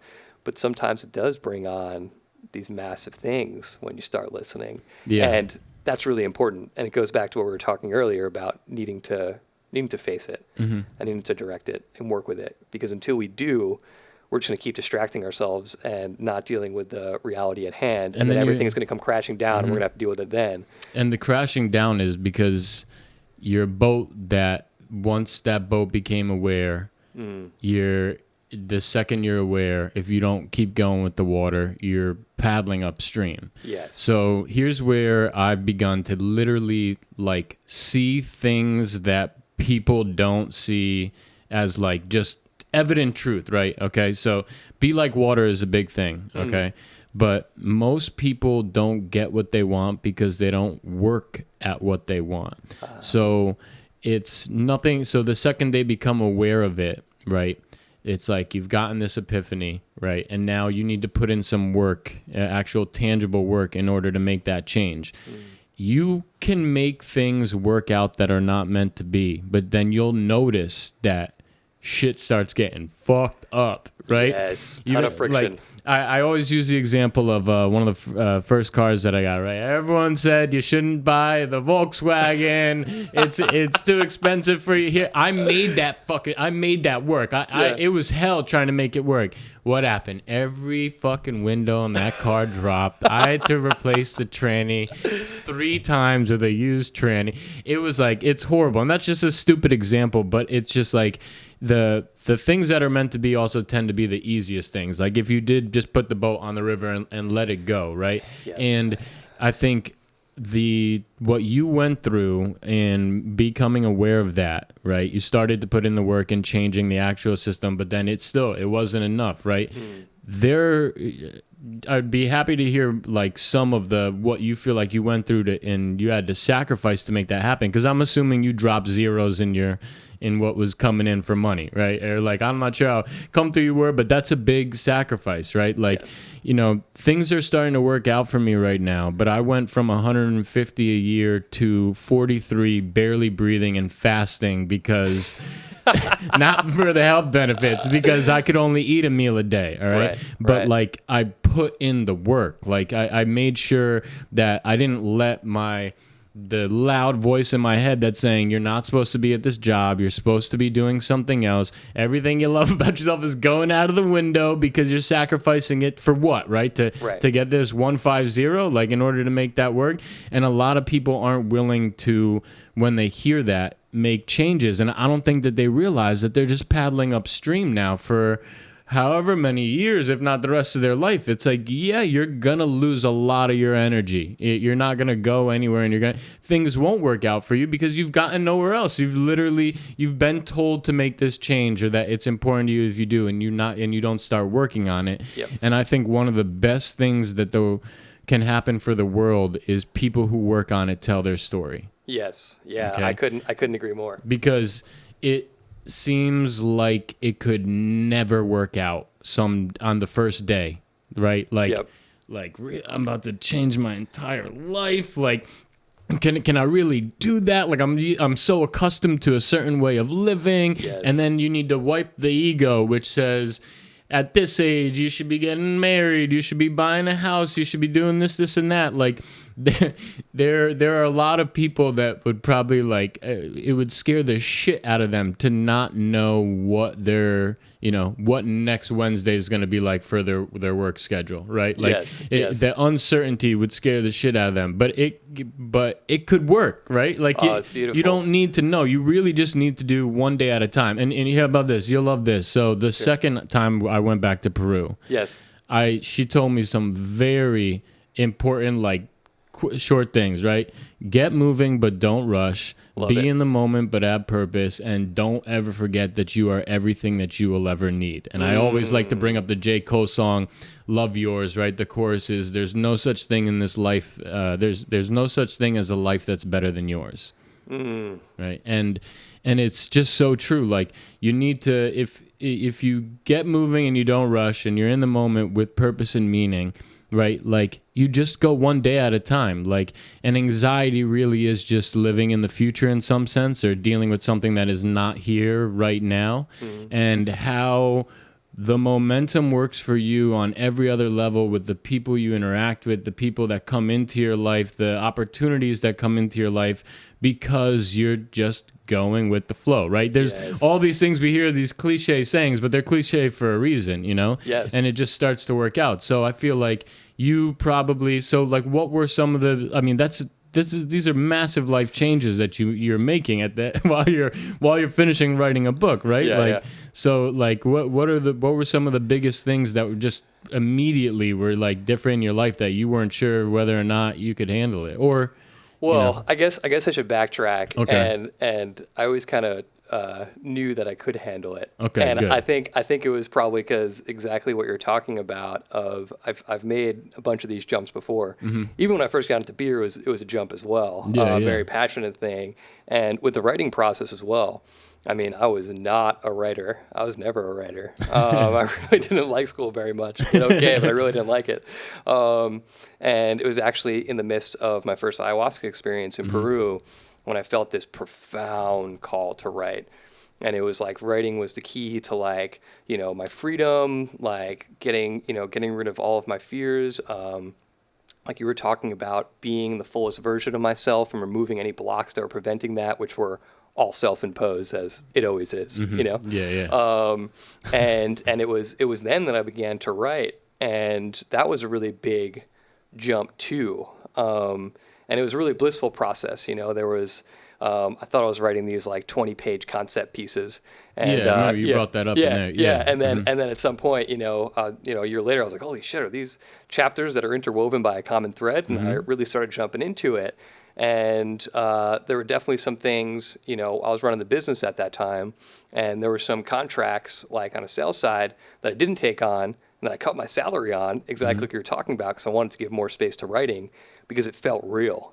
It felt adventurous. It felt passionate. It felt like what I was being called to do. I didn't even know what I was writing, and I was listening, and things were flowing through me, and it was just connecting. And, talking about the river flowing situation, I didn't really assume anyone was ever going to read it.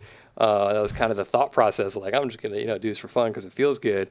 And then I was at the MAP Psychedelic Science Conference 2017 and met my first publisher. I ended up having two. Well, there was a small publisher I was going to work with, and they ended up getting out of the psychedelic space.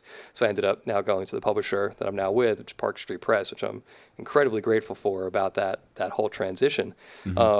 but to kind of give an example of the quality of you're talking about of flowing with the stream, and maybe the synchronous encounter that comes about when you start working with these plants and mushrooms, which is another topic entirely. Is, again, I wasn't a writer. I just happened to talk to someone at that conference who's a small publisher. And were you doing those 20-minute pieces at the time, like just messing around? At this point, it was like a full form book.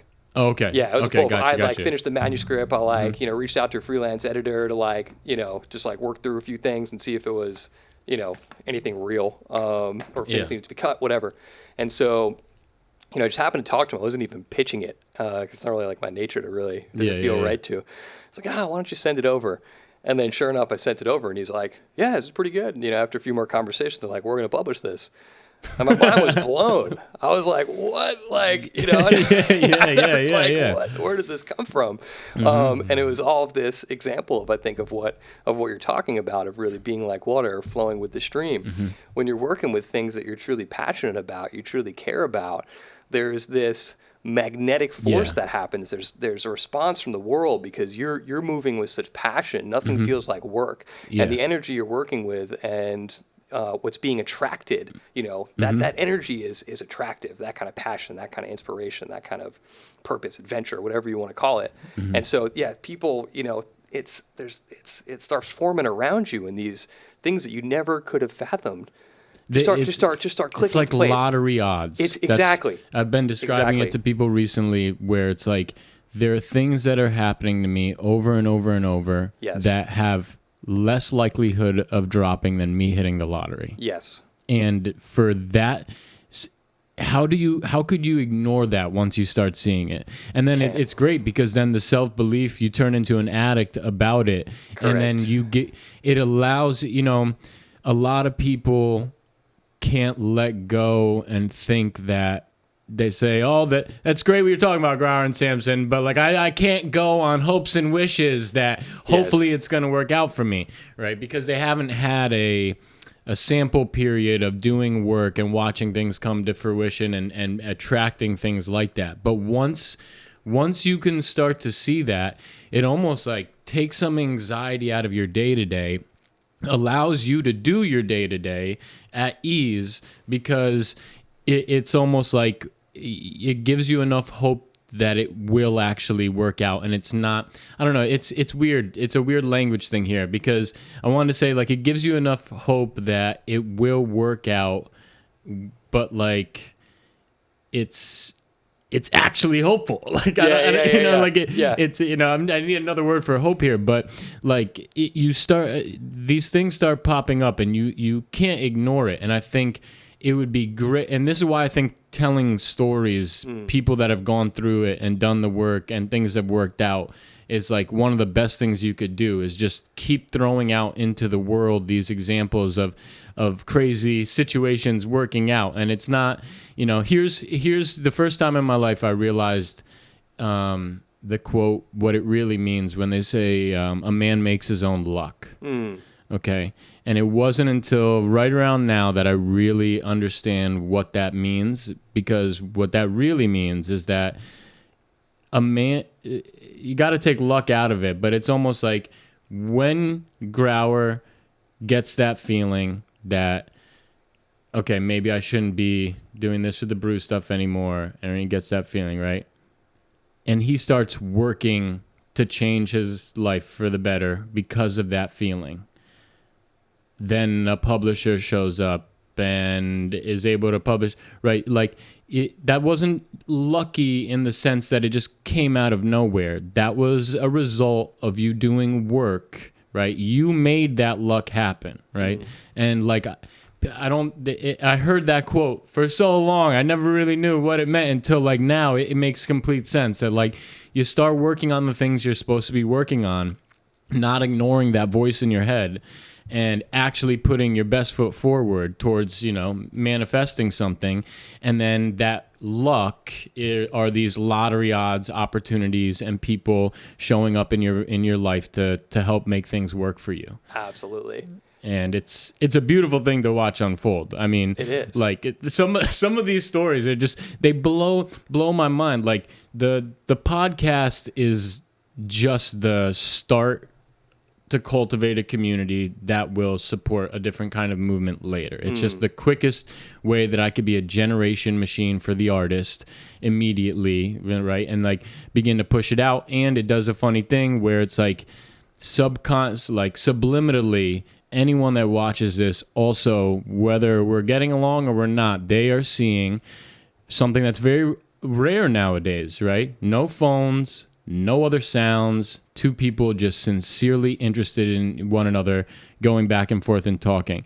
There are people that come on my podcast that, I mean, I know you're not one of them, but there are people that come on my podcast that I'm probably the only person that they've spoken to for 3 hours with no interruptions in the past several years. No interruptions, no looking at your phone, you're not in your car driving, or like a real conversation going back and forth. Like that's getting lost in the world today.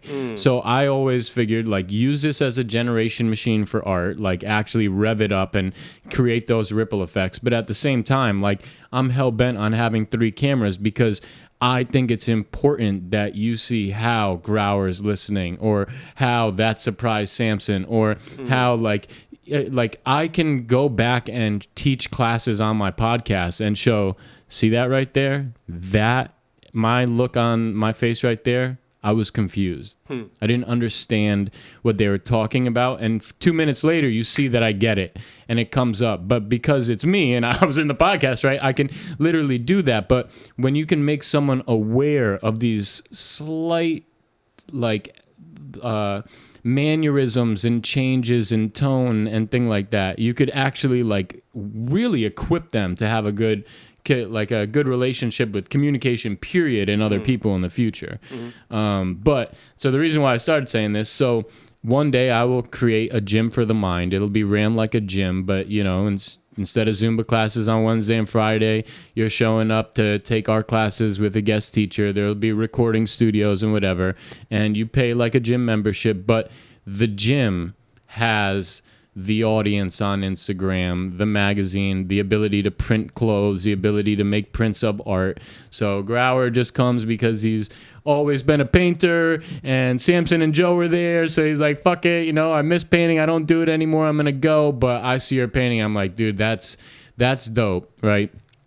We could immediately, like, start pushing these, and I could just start putting money in your pocket immediately, right? We'll just take like the 30%, but if you want to be monetized off of your own art, right, we'll give you the knowledge and relationships to show you how to transition this into doing it for yourself. Because in 2020, if you want to make money off your art, you're an entrepreneur. And if there's anything we know about artists, is that they're horrible entrepreneurs. Okay? And you need to be, like, the artist is an artist for a reason, okay? Yeah. My brother should be in his room painting all day long. He shouldn't be dealing with a CRM to figure out, you know, which email blast he's going to send to who, right? And it could be, you even this, it's like, social media is a job, right? You're public, like, that's social media is a whole nother job. There's so much stuff, and it'll next thing you know, you hate your own work because it's just, you know, you're not doing, like, because I like the pocket work. Exactly, because it comes work. But right, if you add the right institution in place to give you the entrepreneurial knowledge in order to help you monetize off of your art, and if you don't want to, that's great, because I could still just put money in your pocket because the business runs all of that, right? So, and I think that it's a scary time when we entered the digital age. It's one of the best times to share things, but I've also noticed that I feel like a lot of artists are dying left and right, especially when you start getting into things like copyright and your inability to even express certain things. And why do you create? It's because you love something so much you want to share it with someone else. And when you're drowning to keep your head above water with bills and the real world and all these other issues, and every artist has their own journey of their creative process, right? Everyone's different with that. But there's one thing that's for sure. You can't schedule your genius time, okay? You finally got that Saturday available, and they don't show up. Next thing you know, you've only put in like one day one day a week for the past 52 weeks. It's not enough to show anything tangible. And then who's going to see it? Who's going to read it? If you need to be the one that builds that audience and everything like that, then you might just not even create it, because it's like, who's going to see it, right? I want to build the facility that has the audience so that we can put those artists on.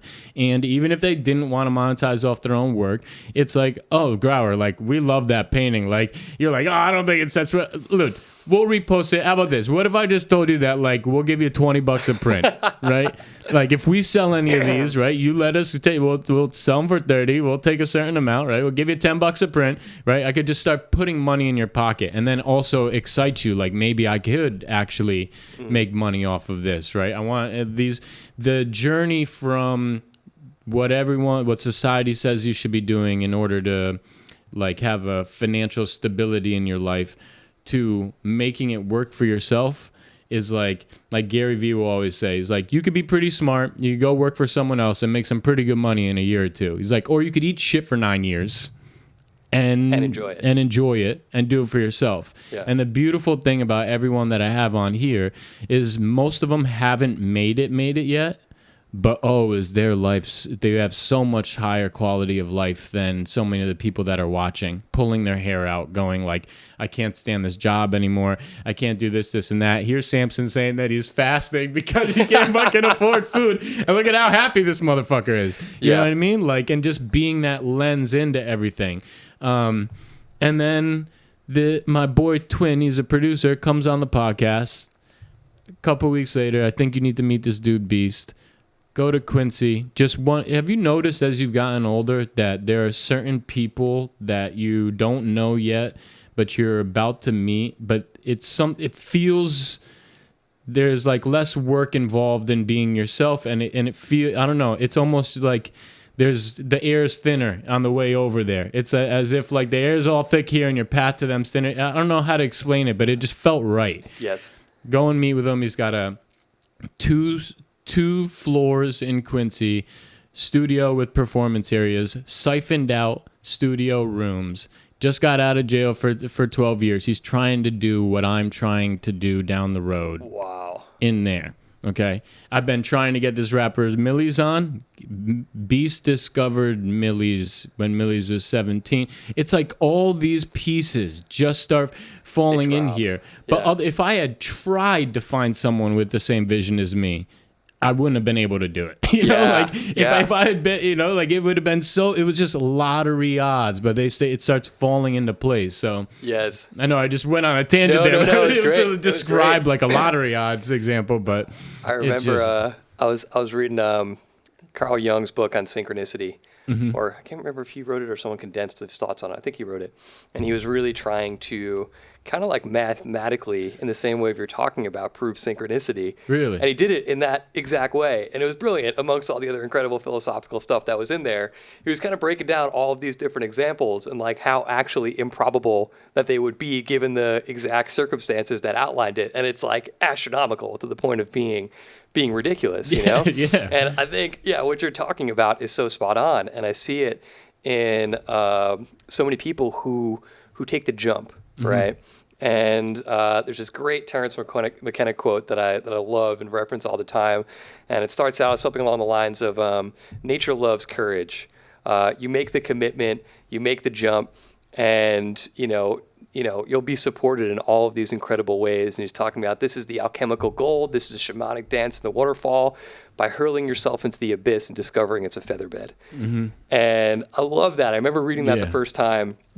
And it's so true, and it points to exactly what you're talking about, of when you're really doing what you want, you're stepping into a magical world. Yeah. It's not just doors opening up to you, it's the people that you meet too. And I like that you said that, because you tend to, it's not only magnetizing circumstances, it's humans as well. Yeah. That somehow have the same dream, that somehow want to collaborate. And I think, in this world that I hope we're moving into, it is more of a collaborative world. Yeah. We're coming out of a time period where it was very tight, and self-interested and corporate interested and all of that. But I had a very similar encounter too with this whole eco-village thing, where I didn't think that anything like this existed, 2 hours outside of New York City or anywhere in the area, which is where I wanted to be close to family and, all that kind of stuff. And sure enough, on a whim, I decided I need to go to the Hudson Valley area. I spent like a month just doing my final edits in Stone Ridge. I bounced to another town, called Gardner for a month, back to Stone Ridge. I start poking around little permaculture meetups and things of that nature, and just trying to meet people. Sure enough, I go to a meeting about community or intentional community. Someone recommends the place that I'm now at. And it's a pretty similar vision, and now instead of having to go, create this whole entire new thing, now we can all collaborate on it. And it's beautiful, and it all just clicked into place. It was like, December was the time period that I, officially got out of the business, moved up, and then literally, 4 months later, right as it seems like the world is collapsing and COVID's really picking up, and I land at the place which is for me a dream. It feels like I dreamed it up. It's like it's like paradise, and it all just so naturally clicked into place. It's almost like the timing work. Like it's almost like you could have scheduled it. You couldn't have scheduled it better. Correct. But the thing is, like you were talking about, I had no idea what I was doing. But I did know the feeling underneath it. Mm-hmm. I did know that I had to go. Yeah. There were all of these kind of intuitions. Yeah. And I've actually been working on, a few more books, because I guess that's what happens when you get really psyched about writing. Yeah. But one of them, going into a lot of what you're talking about in terms of what is luck, right? Mm-hmm. And from coincidence. Yeah. Mm-hmm. From an external perspective, what we're talking about is very much luck. But from an internal perspective, it's meaning, right? We're working with an intuition, with a feeling, with passion. That's something that's calling to us, that feels like is at the root of our full potentiality of being a human, of being in this life, and figuring out, not that there's, I think purpose is kind of limiting, because I think we all have an immense amount of potentiality, and it's just about deciding, what it is that we want to do, and those things come in, and there's a feeling to it, and that feeling is like nothing else. It is so invigorating, and it'll drive you in all these directions, but it always requires a jump. Yeah. And you don't know where it's going to go, but you do know that feeling and that bliss and that drive that's moving you underneath. And if you can grasp onto that feeling and you can hold on, you can call it faith if you want. We can call it hope. I think it's more faith, and it's definitely not a blind faith.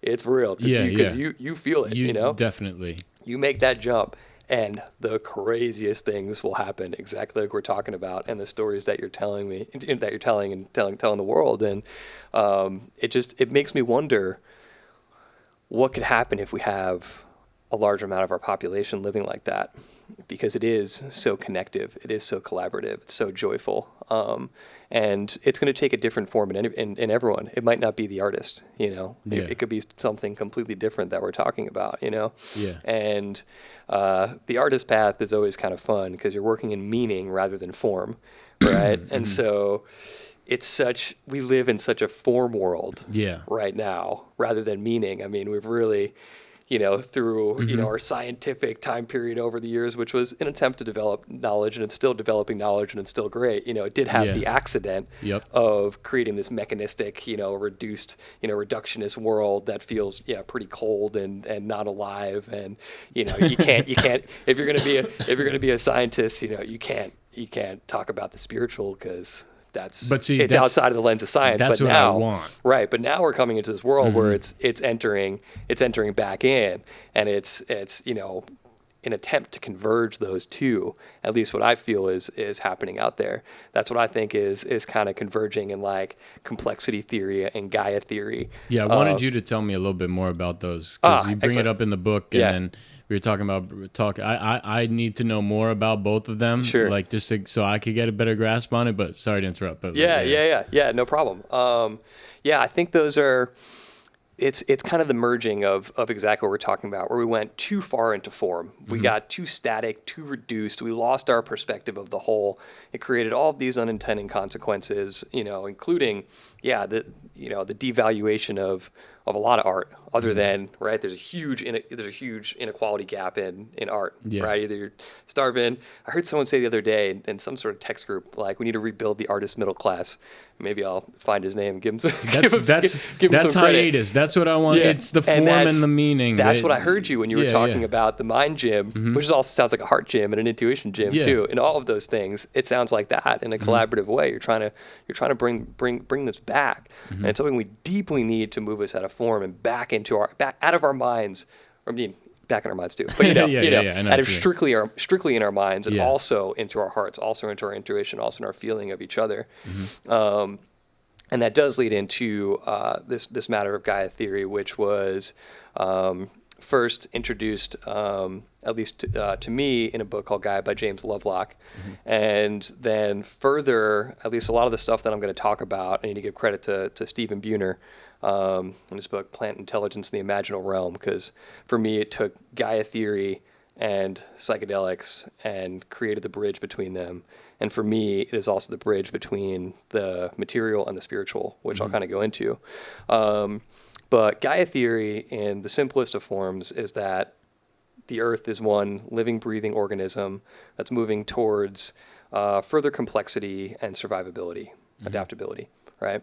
And complexity theory or chaos theory is that in any chaotic system, to bring a little bit of order into the system, separate agents will spontaneously self-organize to create something more complex, right? So when you merge those two worlds, it's really the foundation for life itself and for what's continued to happen.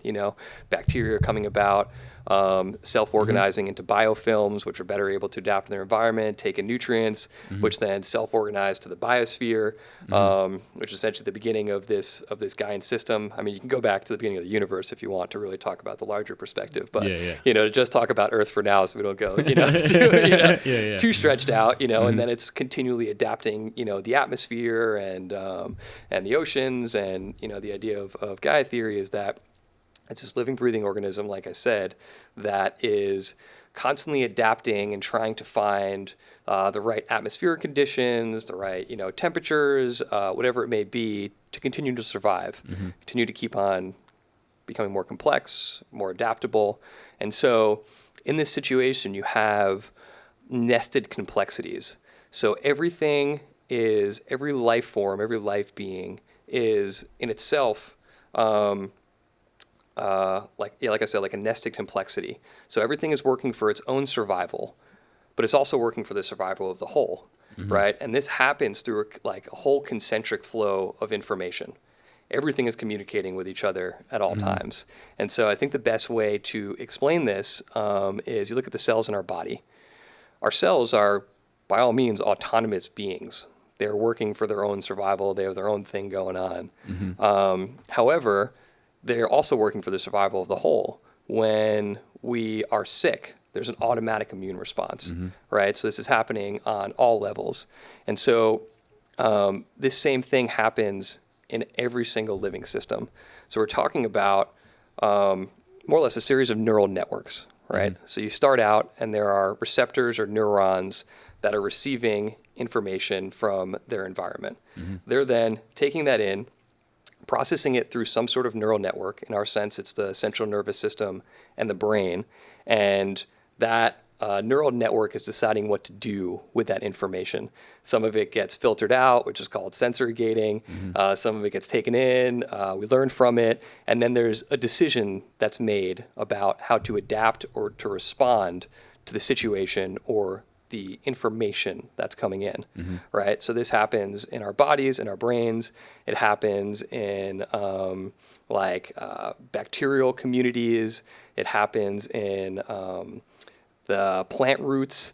It happens in the underground mycelial network, as Paul Stamets has, so brilliantly put out. There are all these nodes of information. It's feeding then to a larger entity, whether that entity be a human body, whether that entity be an entire forest system, or whether that entity be the larger Gaian system. So you have ecosystems, again, it's concentric, that are then flowing information to the larger system, and everything is continually adapting, and everything is in this flow of process together, if you will.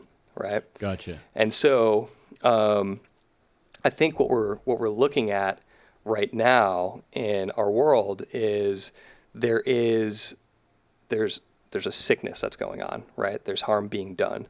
And you can look at that sickness as, I think started out as an ideological sickness that we're separate from each other and separate from nature.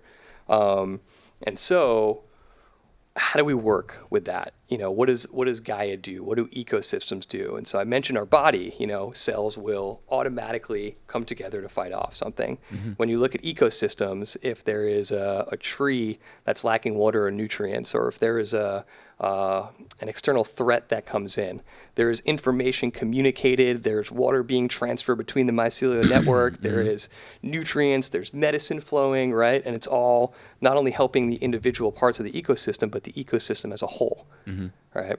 And so when we look at the threat that's happening to the Gaian system, what is the response, right? And so there's a lot of talk out there like, are humans parasites? Are we, this... Well, Terrence McKenna's thing when he gets into metamorphosis and he starts talking about how, basically, when you think of what a caterpillar does to become a butterfly, it's just fucking dumbfounding. Yeah. Right? And, I'm not educated on that shit at all, but I'm not sure when in time that started happening, but I almost feel like if there was a time where mutations or some sort of metamorphosis was going to happen to people, it's going to be in this spike of variable.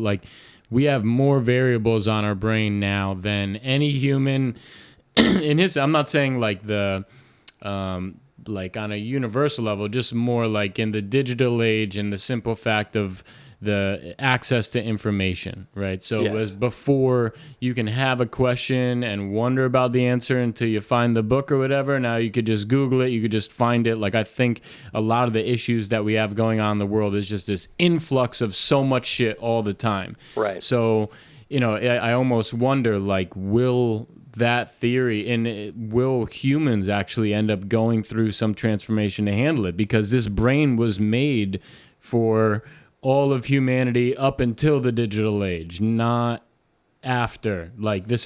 There's so much more stuff being put into it. I almost feel like if you're gonna see, and it's probably coming out in diseases, in mental illnesses, and in other forms, but I almost feel like there's gonna be a tick, that gets a little bit off into the weeds as far as conversation goes, but if there's gonna be some changes, I feel like it could actually start happening.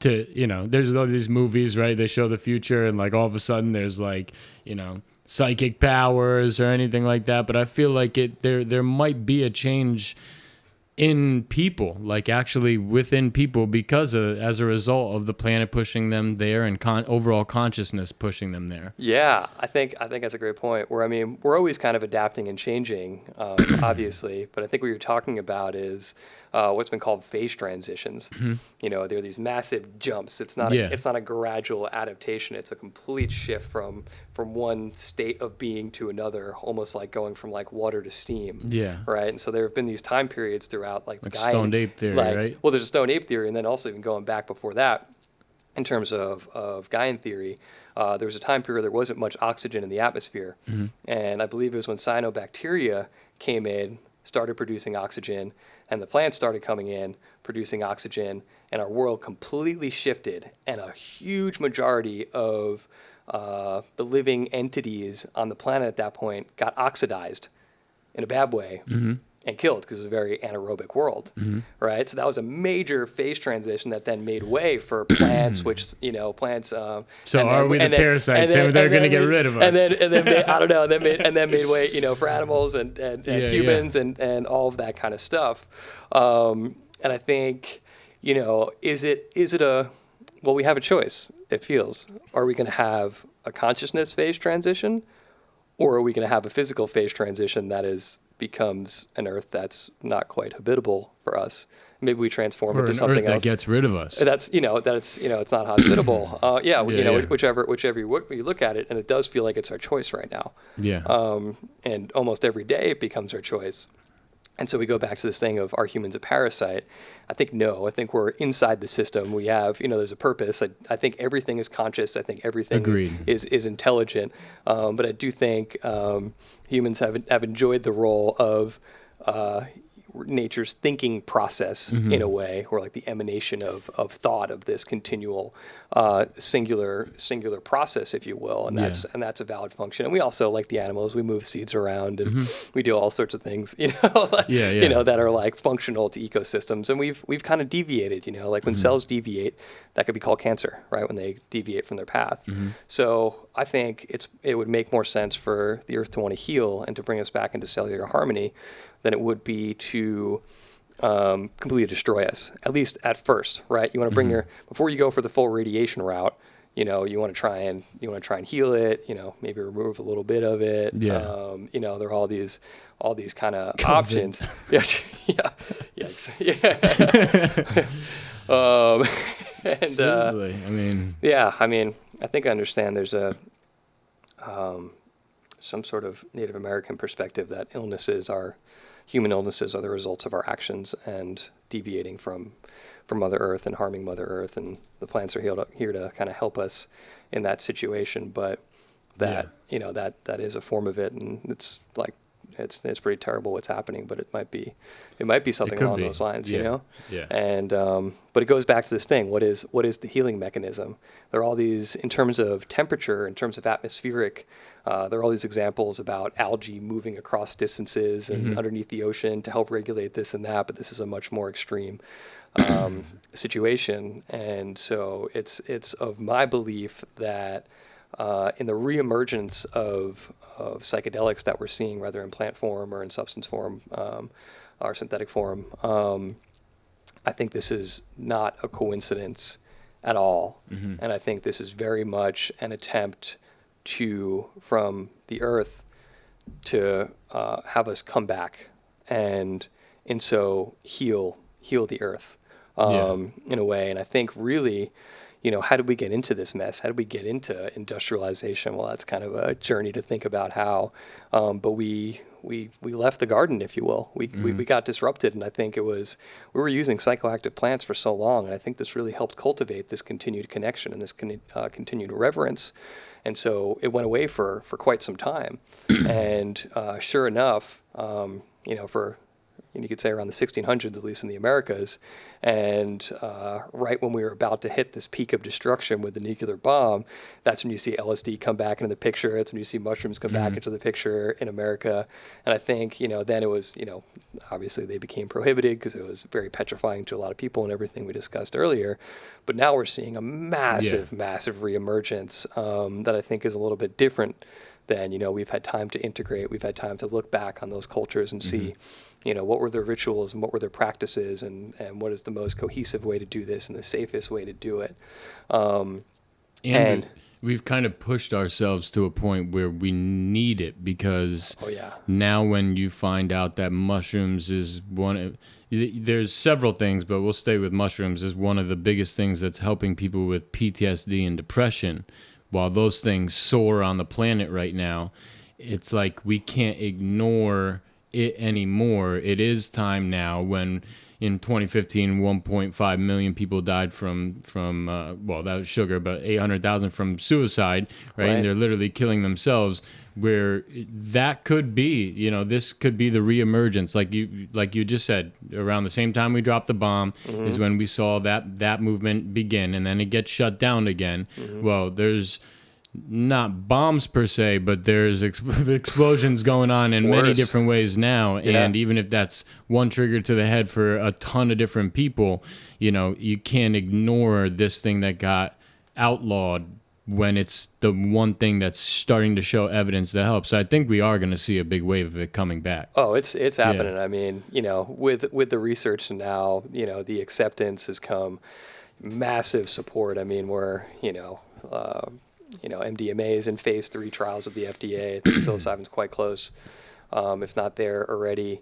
And it's not only, non-for-profit universities or not-for-profit organizations like MAPS that are coming into the picture. You have massive investment coming in. Ketamine. I saw ketamine. I saw I saw the military was investing like 27 million into psychedelics, and I thought it was kind of funny because they were talking about investing to try and gain the benefits without the unnecessary side effects.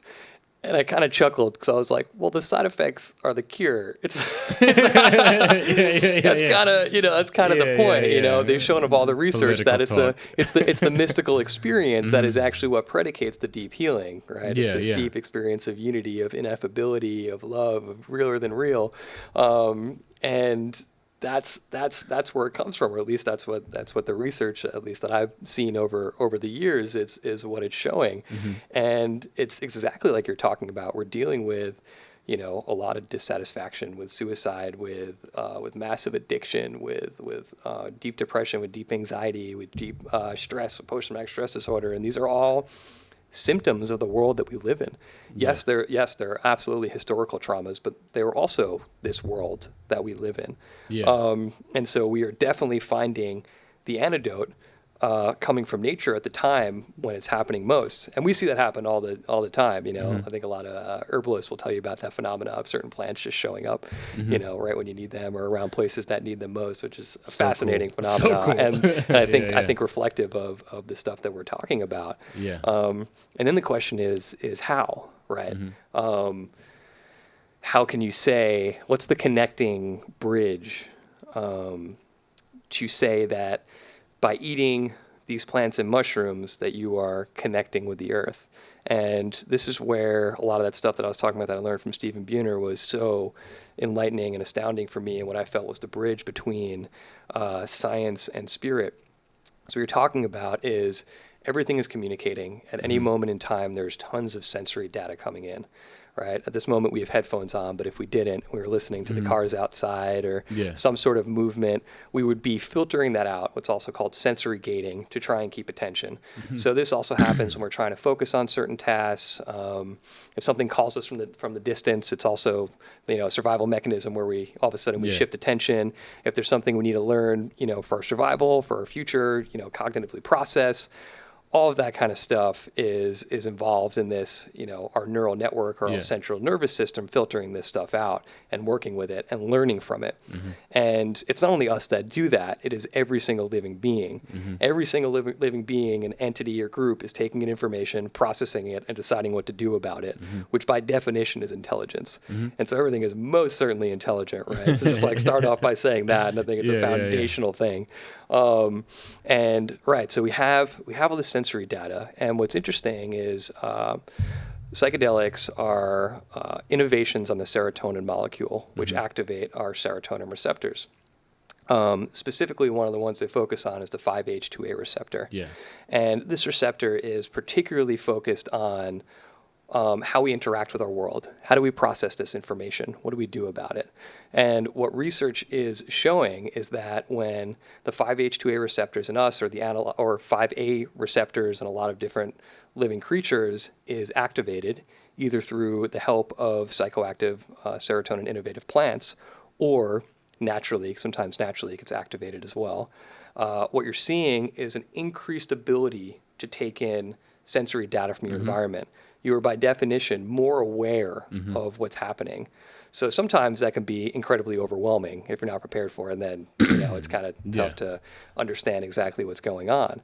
But if you are a living being like we all are, and you can take in more information about your environment, that means you're better able to adapt and respond, and thus better able to survive. So it's incredibly advantageous for us on this very fundamental level. But what's also interesting is when you take in so much information about your environment, you realize that the boundary between self and environment is very thin, if non-existent. Exactly. Right? So what that does is, well, one, it's quite astounding, existentially to have that realization, particularly if you're like us and you forgot that you were a part of the world, and all of a sudden you realize you are. You're like, whoa!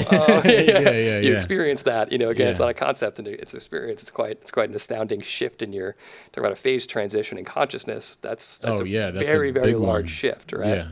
And so what that does, both in us and both in nature when these receptors are activated, is it increases cooperation. All right. And so when you're increasing cooperation within certain species, within certain ecosystems, within the whole, you're talking about healing, right? You're bringing cells back in order. You're bringing the whole system back in order. Yeah. And so it's of no coincidence that these serotonin innovative plants or mushrooms can be found in every single ecosystem on this earth. And there's some research that's showing that it's not just us that interact with psychoactive substances, that it's actually different species, ecosystems on the whole. This is built in to the system, right? And so this gets us back to that matter of communication, right? And it's just a matter of communication is taking in information and processing and understanding it. Yeah. So when we are consuming these plants and mushrooms, and all of a sudden we're experiencing the deep complexity of the world. Like, for example, like when you go outside on mushrooms, let's say for the first time, and you see the trees breathing, you go, holy shit, this is alive. It's not like, it's not just wavy, it's breathing. You're working with the very, very livingness. And again, when you have these deep mystical experiences, these deep ego death or ego dissolution or non-dual mystical experiences, when you're experiencing the deep interconnection of the world, the unity, the complexity of it, that is the earth communicating to us, one, the reality of hand, which is that everything is unified, and two, in that process of, like I was talking about, where that leads to cooperation, that is how the entire system heals. Yeah. And that is how, and why I think the emergence or the reemergence of these psychoactive plants are so perfectly timed and non-coincidental, because we're really talking about you consume them, you understand your connection to the entire world, and then as a result, hopefully your actions shift, right? As we spoke about earlier, this isn't just like a one-ticket thing.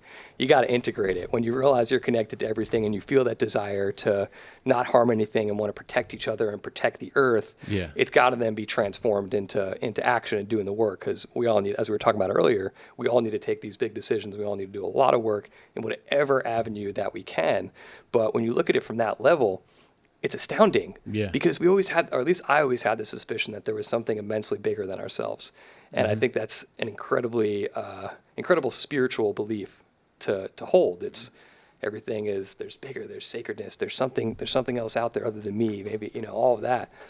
And all of a sudden this theory, which I can see, it's for me, kind of the natural reality or the natural order of things.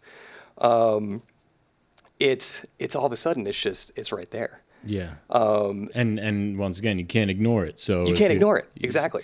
That was so for DMT for me, the first time that I had ever taken DMT, that was the first time that like the curtain got pulled back. Right. So everything that we're talking about, and with like the environment being able to work in harmony with you and your body and your consciousness, right? Like when I try to dumb it down for people who haven't done it yet, I would let them know, like, listen, the curtain got pulled back to the point that's like, that bamboo is alive, right? When you look at it, it doesn't look like it's moving. Okay. I got to a point that could see every piece of energy flourishing around that plant in geometric form, to the point where if I opened up my hand, I watched how that changed that. This wasn't a trip, right? It's behind the curtain. Anything that was a living thing, I could literally see in perfect geometric form why every blade of grass sat the way it sat. How that there are times on mushrooms that I can see the oxygen coming out of the fucking trees. Okay, like absolutely, and it sounds bugged out, but how much more would people respect the environment if they saw the oxygen coming out of the fucking trees? And we need oxygen, right? If you actually could see that, a lot of I'm the type of person, every time I get out of my car, especially when I'm back in Connecticut where you can actually see the stars, first thing I do, look up, right?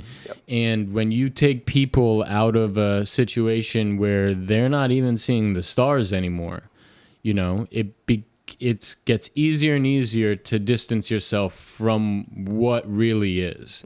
So you hit on a few things before about, okay, so this is it's the right time. It sounds like it in theory, they're re-emerging to help us all heal.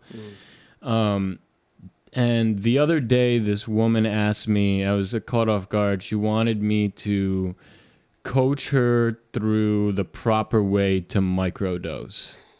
And I was just like, all right, no one's ever, whatever. But then I just realized that, there are some things that I solidified years later with psychedelics that if it was my first time, it would have been a big help to have the right setting or someone to help guide me with that. And something as simple as like, the people need to make these jumps and put them into action. Okay, the jumps are scary. It's not just because there's a lot of hard work and unknown that comes up. The jump in general is scary because your brain neural pathways, the way that I've heard people describe it is like it's a hill that people sled down, right? Mm-hmm. And then after a while, the best areas to sled down form these deep grooves. So you can't help but think to have a cigarette, you go down that path. You gratify impulsive desire, go down that path. Judge people, go down that path. But even on a microdose, the neural pathways, it's almost like it immediately gives you the ability to not take that deep groove anymore, to take a different neural pathway to get there. That, if you need to make a jump, like, that's a multivitamin you should be taking in order to make that. This is why people use mushrooms to stop smoking, to cut out bad habits, to help with a lot, because it's giving them the ability to go down a new route. And I really do believe that. And a lot of people, they hear mushrooms and they think of these, like, the horror stories that they heard, right? Drug etiquette is something I really want to focus on with my podcasts and actually break them off into cut pieces talking about it, because it's not something you're taught to not do it. You're not taught how to do it properly, right? And setting, but you should have someone that you should have an intent. If you're microdosing, you should have an intention behind it, So everyone that is normally hearing these horror stories of what's happened when people have bad trips or anything like that, you let them know that the coding and big business community is all microdosing because they're smart people and they don't ignore the science. And that's like the first little jolt into kicking their stereotypes or taboo thoughts around the subject. It's like, okay, like these people don't ignore the science. The science is there. When you look at neural pathways, it's absolutely remarkable. And it's very sad to think that, my grandma's got early onset dementia. She should be fucking microdosing, right? Yeah, or maybe should have earlier, because I think, Stamets has been talking about that, that it prevents neurodegeneration. So yeah. Got her on lion's mane now, though. Nice. Yep. So we'll see how that works. She just started it, so we'll see how that helps. But yeah, I think for people that need to jump, I mean, it's perfect. It's coming back up to help, like, almost save us in a time that we need it the most. And it also can be one of the things that helps us make the jump and change our ways. It literally gives you the ability to restructure your mind. Absolutely. Yeah, you are physically, you are seeing neural network adaptations, which I'm happy you said that, because it was like when we were talking about the Gaian perspective, everything is these series of neural networks. On all levels, when these substances are involved, there is a physical neural network adaptation. It's fascinating. Which is astounding. And it's and like I said earlier, we're a bit scared of change, so sometimes it's freaky to talk about, adaptation, but we are in this time period where we do, on personal and collective levels, we do need to make this big jump. And perhaps this is this phase transition in consciousness, if you will, like we were talking about earlier. And I think it's very important that you mentioned the safety matter of it, because it's like in the demystification process, in the process of supporting it, and in the process of hearing about Silicon Valley folks microdosing, alongside the research. I think that was a very important moment, or still continues to be a very important moment in the reacceptance of these substances and these plants and mushrooms. And I do think with it is coming this platform for responsible use. Whereas I think maybe, classic in the 60s, the Timothy Leary philosophy of, tune in, turn on, and drop out, or turn on, tune in, whatever. Talking about, is really kind of like leaving society in a way. I feel like that's very rooted in revolution. Whereas right now I feel like we're very rooted in integration of how do we the intent of these substances of helping the world and maybe helping to transform the world. And like you're talking about in that situation, maybe microdosing is the intention behind it is to be more creative or to be more effective at work or to get a leg up, which is cool. That's valid. Yeah. But I do think what's interesting about it is there's typically something that's working underneath that. And I felt that way too, where when I was, coming of age in my, teenage years, when I first started to, have my first psilocybin experience, I didn't have access to this kind of information about set and setting. It was really, there wasn't much out there. And so that was, there's risks involved with that. And, I think for a lot of folks, it ends up being okay. And you enter into it recreationally and then you walk out the other side and it's quite a different, you have quite a different landscape like we keep on talking about. But now that we do have this understanding, it's immensely important to talk about set and setting. It's immensely important, like I was saying, to talk about preparation, support, and integration, and being in a safe space and having someone there with you. And if you don't know about it, talking with someone. And, there's a lot of, I feel like Pollen really made the underground therapist role really popularized, which I think is a beautiful thing. But I also think about talking about the matter of accessibility. There's a lot of conversation around accessibility right now in the psychedelic community and making sure that we don't replicate the same patterns of society and that only white rich folks are having access to this and controlling the entire picture and controlling these substances, which in my mind is the opposite of the psychedelic experience, which is incredibly inclusive, incredibly democratic, no one controlling anything. It's like non-hierarchical. It's very that's why we love Percy. He's exactly. It's just he's just providing a safe space for you to have the experience. And so I think it's important, and a lot of folks are doing it right now, of how do we devise that system where it's I like saying it's one thing to say should not, it's another thing to say could not. And what I mean by that is in the psychedelic medicine paradigm right now, which I believe is the correct strategy currently to take, you have to take it with a therapist, right? But as we continue to grow outward and all of these decriminalization efforts are happening around the country, I think it's very important that we're just talking about information and resources for people to have the right and the freedom to have these experiences with someone they trust, with a facilitator they trust, with a guide, with a, obviously with a shaman or a therapist. Those are obvious, safe examples of someone who is ethical and has the right experience. But I do believe, like I'm saying, plants and mushrooms, because they're natural, everyone should have the right to work with them, right? And we should have the proper guidelines. It's almost like, I mentioned like chainsaws, in the book. It's like, if you're going to use a chainsaw, understand, the dangers that are involved and the right way to use it. But we don't prohibit chainsaws. Maybe it's not a perfect example because it's not a natural thing. But let's say like coffee, or something along those lines. Or I think alcohol is a more apt comparison because I really believe that when you're working with plants and mushrooms, everyone should have the right to do so. When you're working with synthetic substances and you're talking about pretty complex chemical processes, I do believe that deserves to be regulated. Because, one, the risk of impurity, two, just in terms of mass production. I mean, that's, you're talking about LSD, it's very powerful, very tiny substance. So I believe it deserves to be regulated. And I think all of this information should be out there. I believe in the services being out there. So if someone wants to go and pay for a service, great. If they want to go pay for education, great. But I also love information just being out there about proper and safe use, because it really does.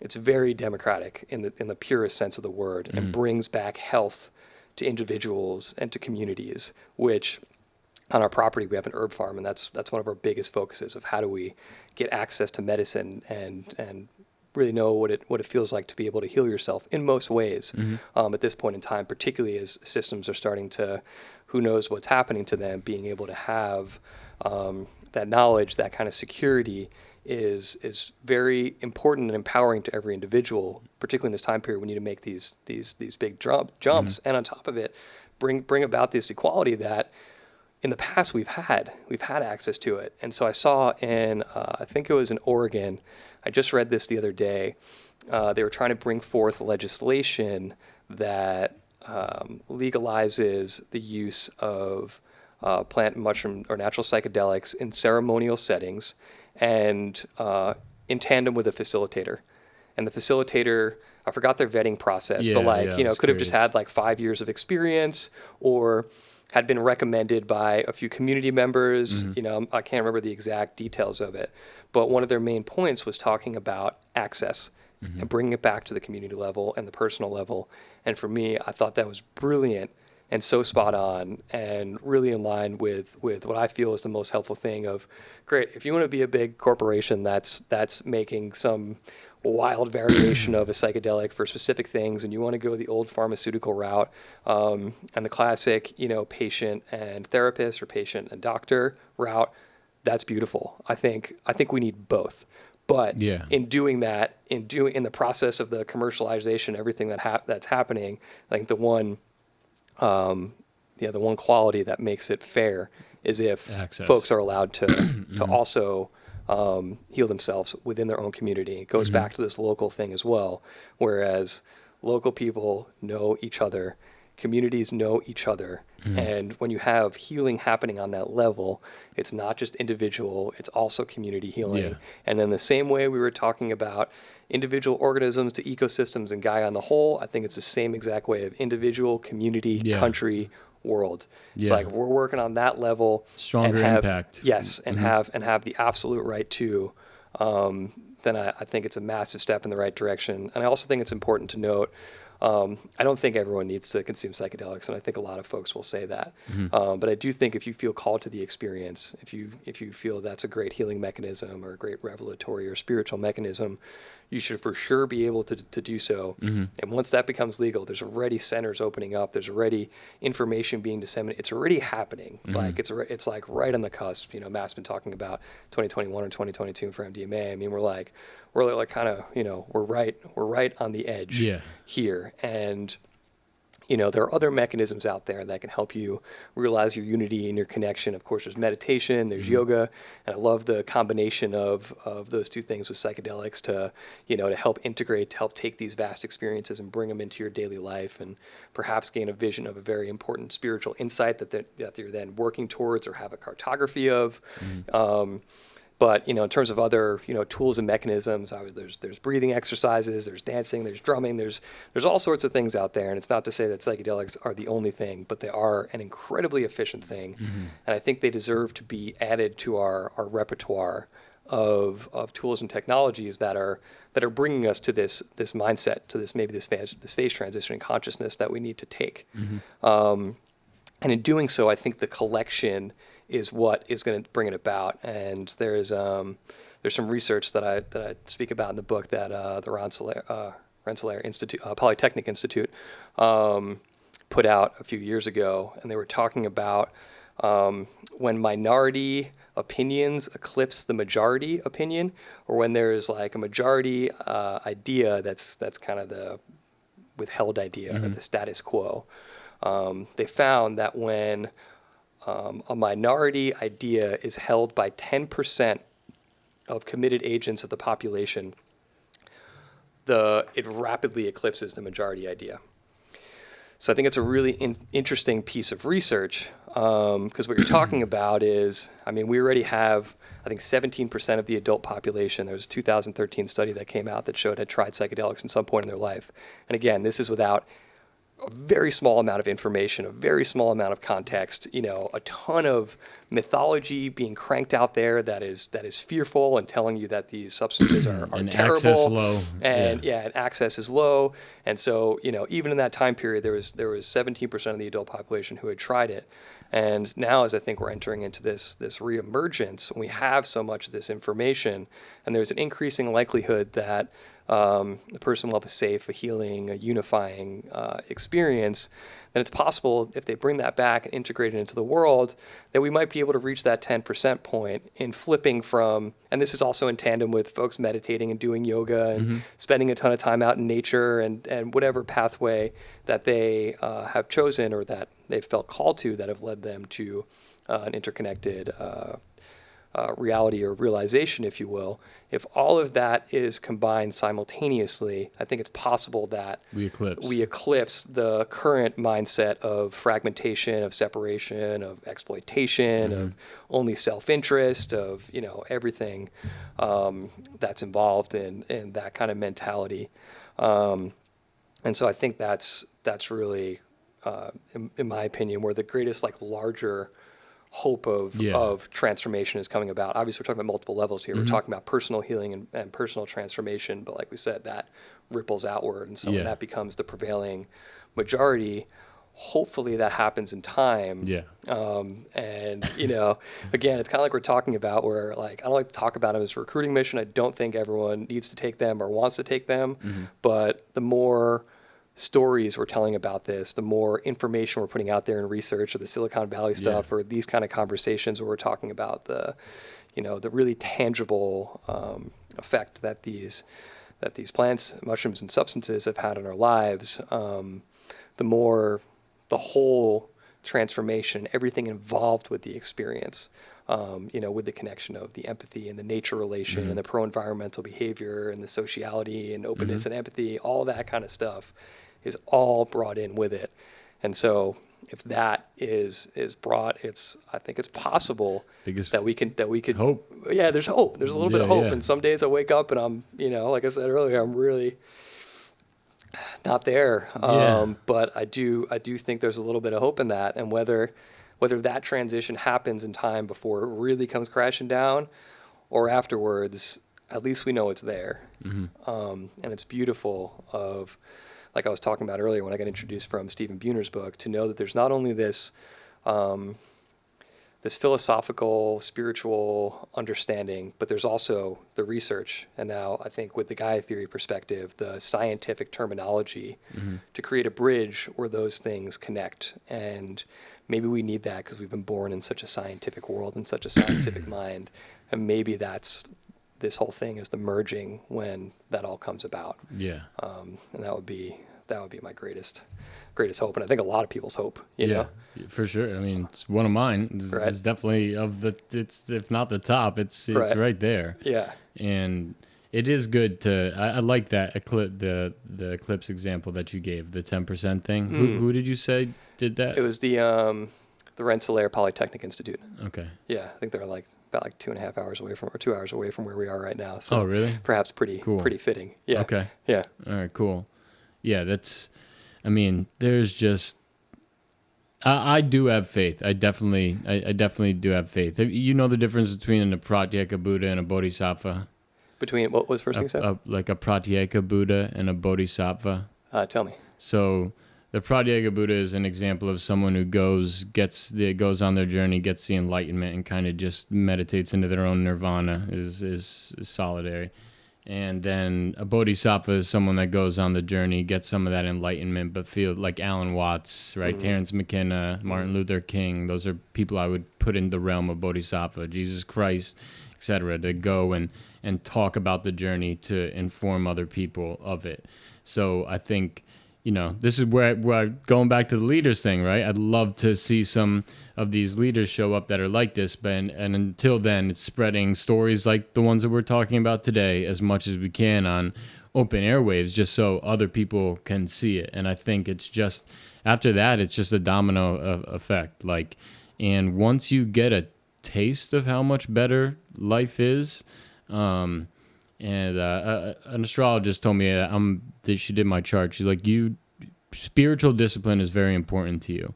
So I laughed and I was like, what do you mean? Like meditating? What do you mean? She's like, no, spiritual discipline is yes, it's meditating, but it's also the food that you eat, your diet, how you decide to cook, right? Like your relationships with friends and family, right? You should be working, like you need to put discipline towards these things that you're spiritual about, right? On a day-to-day, getting outside and in nature, etc.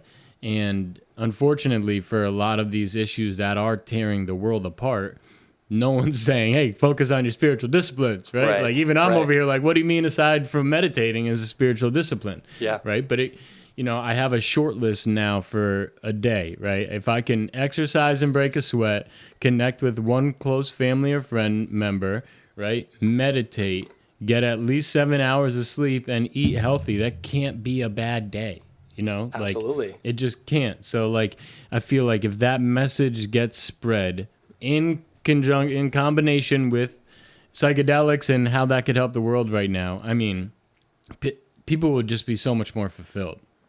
So much more fulfilled. Yeah, I think that's really, really spot on. And there's a book I read recently called Eco Dharma. It was David Loy's, the author's name. Okay. And he was talking about the Bodhisattva path and transitioning to an Eco-Sattva path.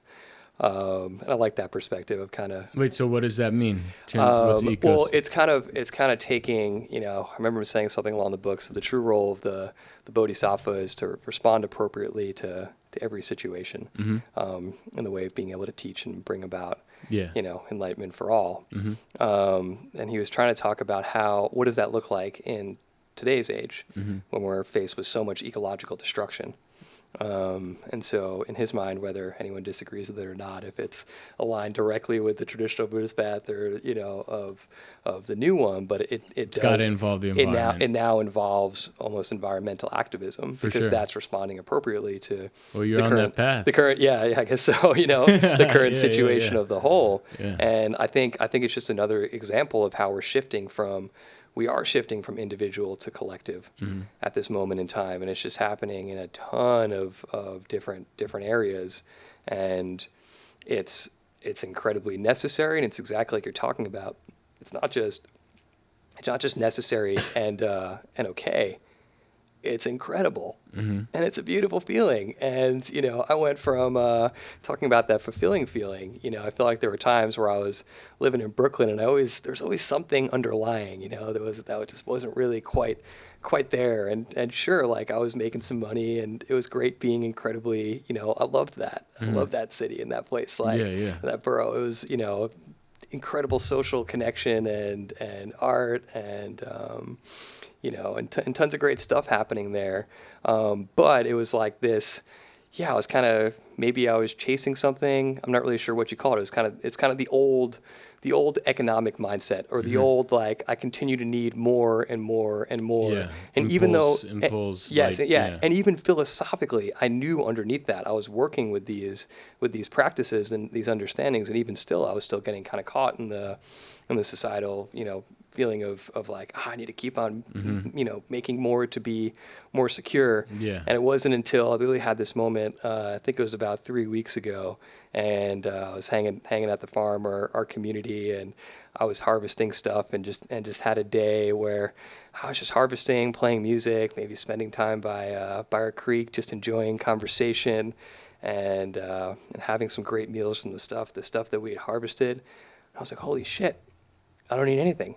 Yeah. There's nothing else more that I need. And it was the most fulfilling and soul-warming experience that I dare say I've ever had in terms of like a day-to-day reality. It's completely opposite of any empty. Yes, in a normal waking consciousness, it was fully abundant, and it was like, wow, now I'm just gonna give myself to art. That was kind of the thought that I had. And I'm just gonna like give my life of service because financially I've very little coming in, but in terms of like existential, fundamental, really important stuff, it's like everything is in process, and the development of skills, the deep learning and interaction with the world, and the continual wonder of spending so much time out in nature and interacting and listening, and it really it rang true in that moment. So I think it's important to say, it's like what we're talking about here is not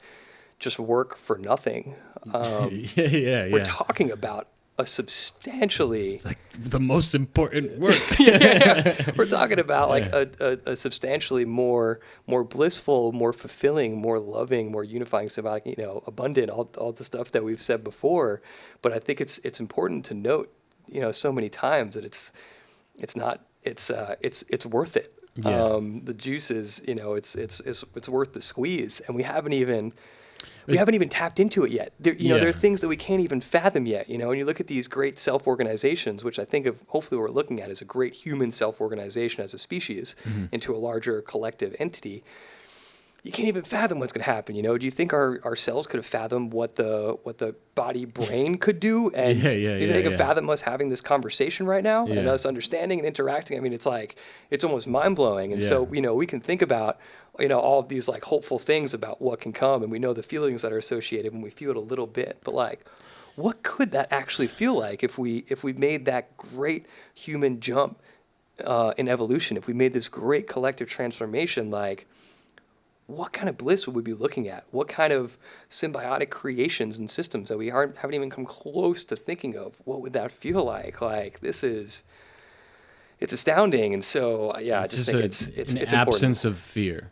Yes. And so, because I remember putting it together at one point in time that like people are they're more likely to move to not get hurt or to avoid the fear than they are to go for the ladder of like something greater, to climb up to something higher and something greater, because they've never felt that before.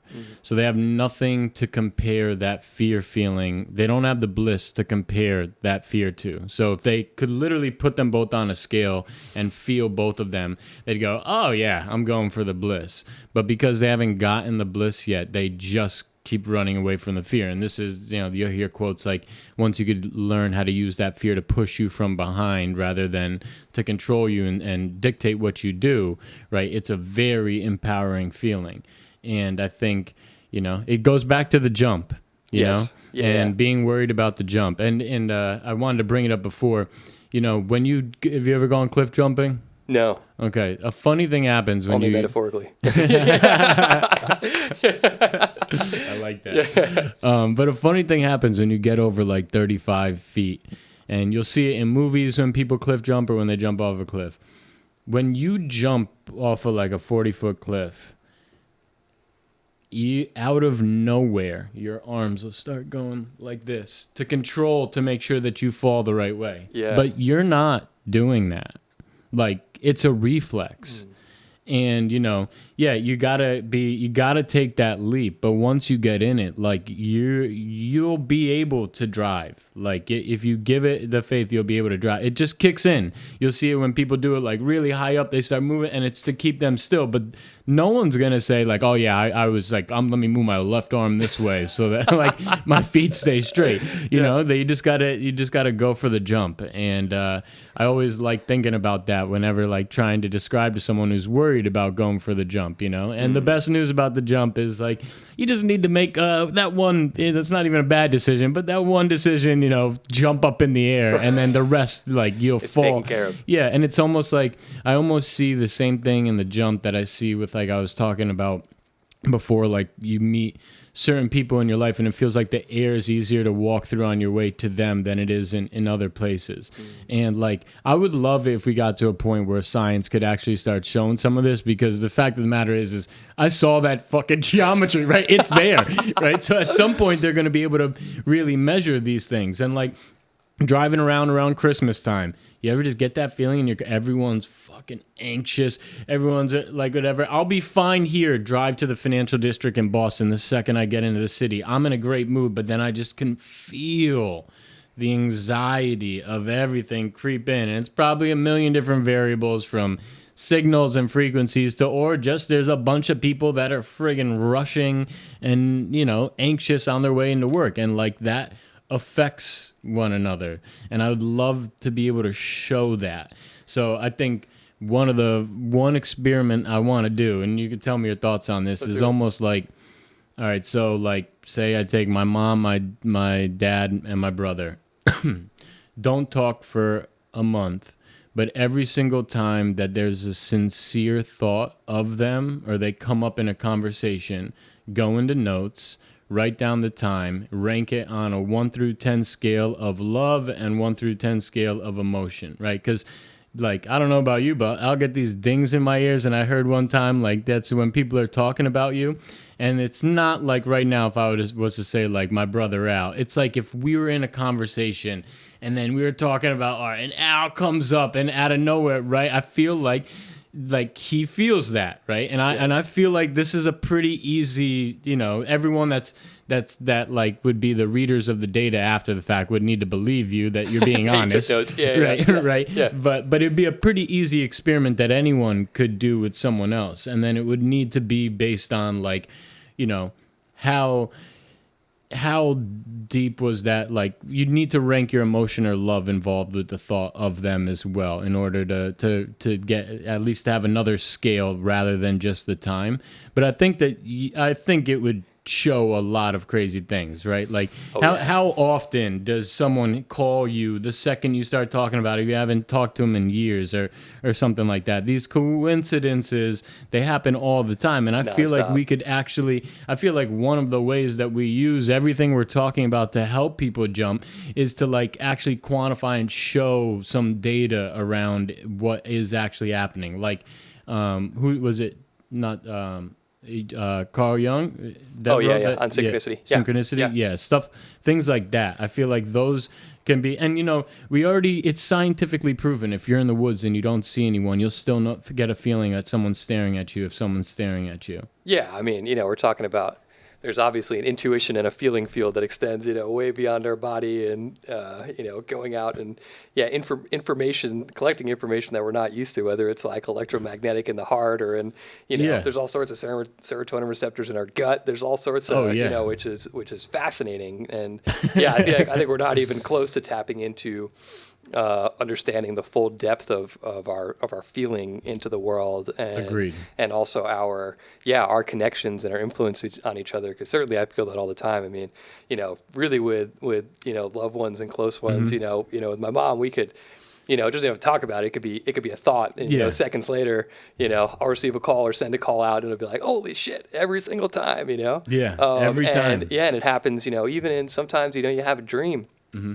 Of someone you haven't spoken to since high school or college or something like that, and all of a sudden they pop up in some sort of a way. Or it's fascinating. And I remember reading into the chaos and complexity theory a little bit, and some of which is focused on nonlinearity. Mm-hmm. You know, because we tend to think everything is linear in the world, which it's not. And there was something involved about how a butterfly flapping its wings can somehow create a hurricane or a tornado, like thousands of miles away, and that one image really that's like struck. The butterfly effect. Yes, exactly. Right? That really kind of struck a chord, because not only is there these very linear, tangible effects of yes. You know, I can think of someone or talk about someone and they can feel it, but then there's also this really deep ripple effect of our butterfly effect of our actions. And so when you start thinking that way, it brings about quite a bit of responsibility and accountability, for sure, which is important, you know, to really think that. Again, going back to this thing of not thinking we're just disconnected from our actions. You put something forth, it's gonna have a response. But that gives some confidence in the way that you act, though, because before it's just who knows. But right, if it can be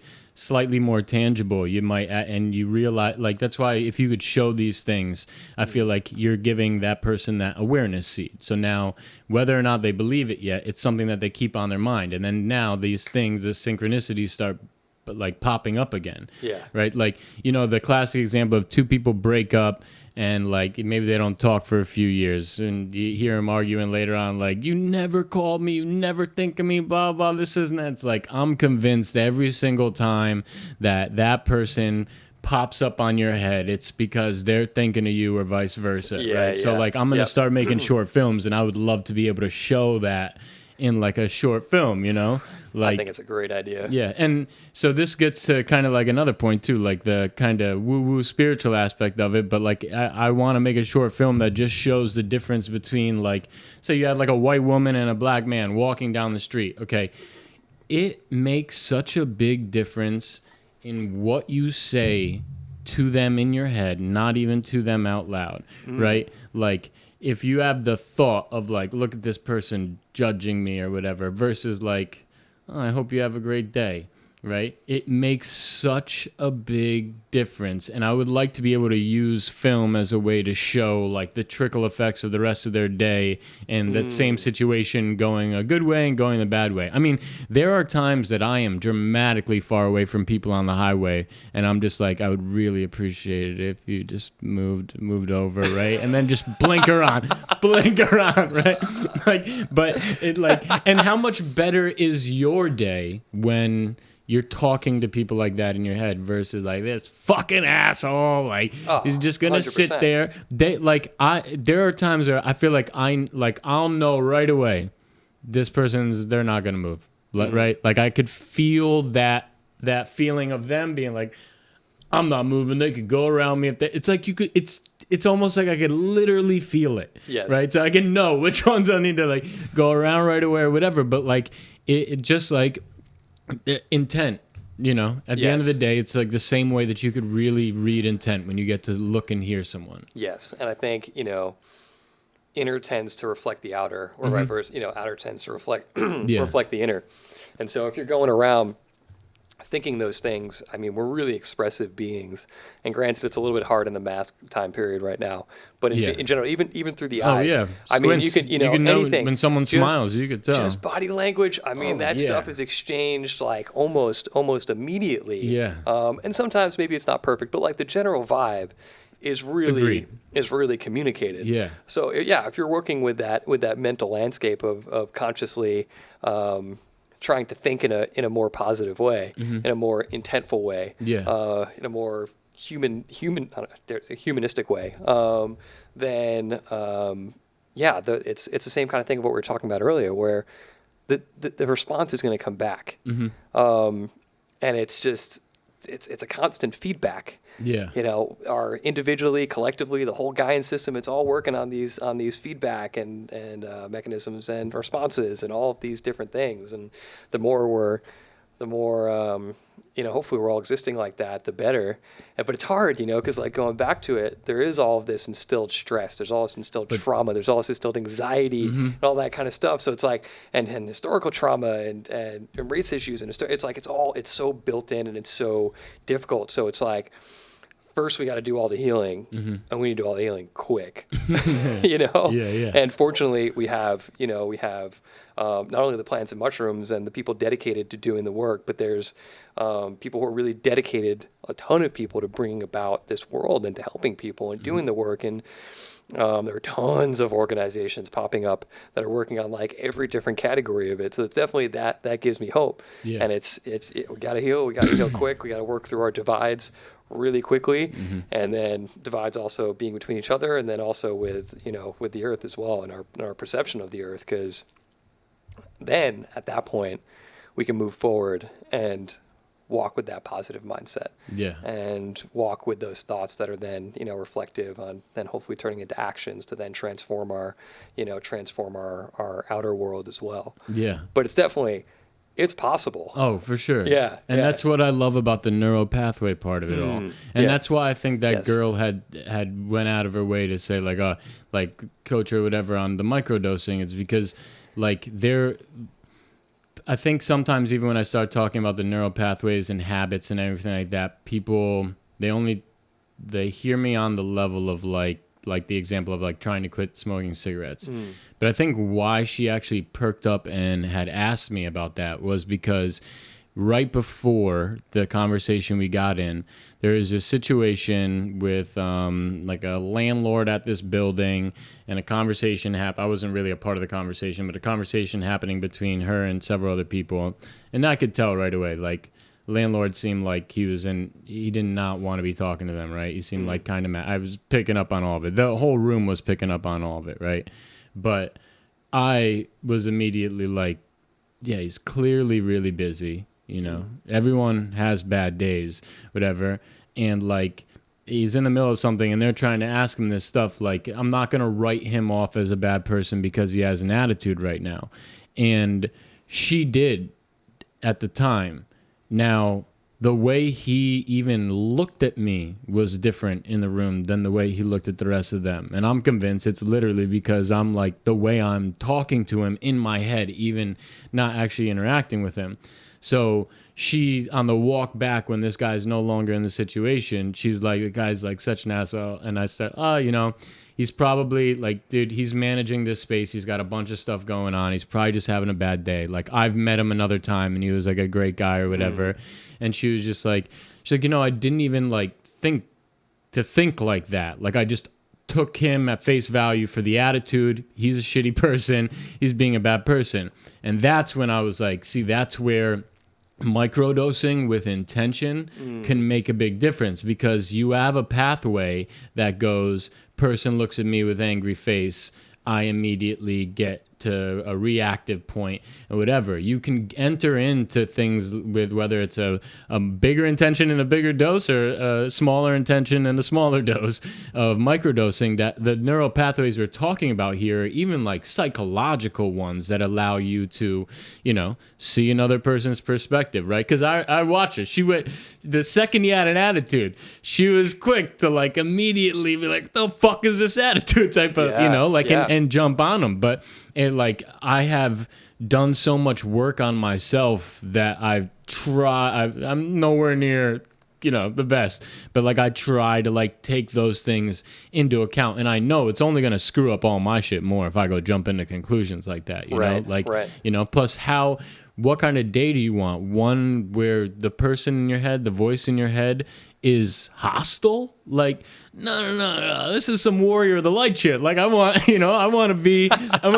still want to know everything to work out for everyone. I want it to be the best scenario, but I would like it if my day didn't need to include being like hostile. You know what I mean? Yeah. Like, it's I have no problem telling someone off, especially if it's for all the right reasons and I'm standing up for the right things. But that doesn't change the fact that if you asked me, how's a perfect day, it's never going to include telling anybody off. Well, of course. You know what I mean? Yeah. But right now it's like the climate and what we were talking about before, and just people being very like non-nuanced, right? They're jumping to those things, right? Another thing that all of this can really, really help with. So, yeah, I think that's really, spot on, and reflective of a lot of, again, little nuances in there, because it's like, in this time period, like we're talking about, it's very easy to get stressed. It's very easy to feel overworked. It's very easy to feel defensive because energies are so high and intense right now. And so when we're defensive, we shut down. And so there's two elements happening there. It's like, one, how much, and this is something that I've definitely learned from some folks in the community, of how can we feel individually resourced enough that we're thinking about our actions upon others and the way we talk to others. And is this a time period when we're incredibly irritated for whatever reason? It's like, no matter how much work you're doing, anger's going to come up, irritation's going to come up, something's going to come up, and it's just how you process it, right?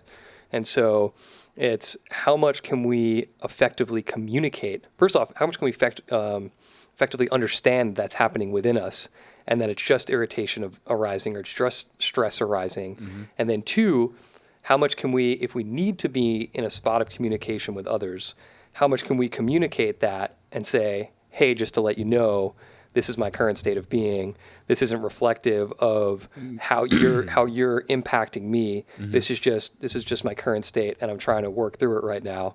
And maybe the answer is to just not enter into that conversation if that's possible. But sometimes it's not a possibility. You need to enter into the conversation. So it's like almost like we were talking about with the debate before of how much can we identify what's happening internally before we project ourselves into the outside world? How much can we let people what's going on before that's happening, or at least try and maybe set the scene a little bit, or work with our tone. And then there's the other part, which I think you mentioned really beautifully, of how do we not receive that stress or anger or irritation? How do we listen to what they're saying or trying to get to the bottom of what they're saying without feeling attacked in the process by their own stress, which wasn't intended, right? And so in turn, which wasn't intended, wasn't intended, and it doesn't make them a bad person. Their action in that moment was rough and destructive and not good, but at the core, I don't think they're a bad person. They're just dealing with whatever they're dealing with. So how do we as individuals not take everything so personally too, which is very, very hard. And then the next step of what you're talking about is, how do we not automatically jump to they're an asshole and I now don't want to interact with them ever. And maybe it's one thing to say, this person's going through some stuff and, it doesn't feel great to be in relation with them at this moment in time. And maybe I need to step away from it, and maybe I need to let them know, or maybe who knows? There's like benefit of the doubt for now. Yeah, there's so many different options, but I think it's such a phenomenal thing to be able to look and see the beauty in every individual and try. It is so hard. I mean, all these things are like idealistic, and they're like strong values and concepts to work for, and they're tangible. You can work towards them. I mean, my personal beliefs is that we're going to have to at some point in time in the other. Yes. Yes. Like the way that I think it all works is you have lifetimes, and there's certain big lessons that you need to learn and go through. So when you take the easy way out, whether that it comes in the form of suicide or just taking the easy way out, like with anything that meant, like before, like you started, you like got out of the brewing part of it, right? That you didn't take the easy way out. You put in the work, okay? But if you had taken the easy way out, which is, this is good money, I'm going to stay here right now and whatever, you're just prolonging that needing to do that work at a different time. And maybe it'll come up in a different lifetime and you won't remember anything about this one, but you're going to need to work through it again. Yes. Now, I do think that there's some beautiful shit going on too, which goes, let's just say for the sake of example, it would take 10 lifetimes to get to up there, the same people you interact with when you're on DMT or ayahuasca or beings or whatever, right? Let's just say that was it. And that's a really, I'm just putting a pin in that in my mind because I do think, anyways, go ahead. Okay. Let's just say it took 10, right? And that was like the shortest period of time that you could do it in, right? You could end up going like many more lifetimes and still needing to work on it. But I think in life one, maybe like, I'm just going to use random examples, right? You need to deal with the death of a close friend, right? And it fucks you up for a long time, okay? It doesn't hurt any less when it happens in lifetime too, but your ability to understand the lesson comes faster, and potentially you can understand the lesson without losing the friend. You could still get to the same level of empathy, understanding, and change your actions in life for how you treat other people and how you spend time with people. You'll get it faster. So I think Jesus Christ would represent someone on that last lifetime of doing everything right all the time and things just making sense faster. And the most beautiful part about it is I think that if someone was on a trajectory that need to take 10 lifetimes and you put someone like Jesus or Buddha or someone in their path, they have the ability to do the amount of work in that lifetime much faster.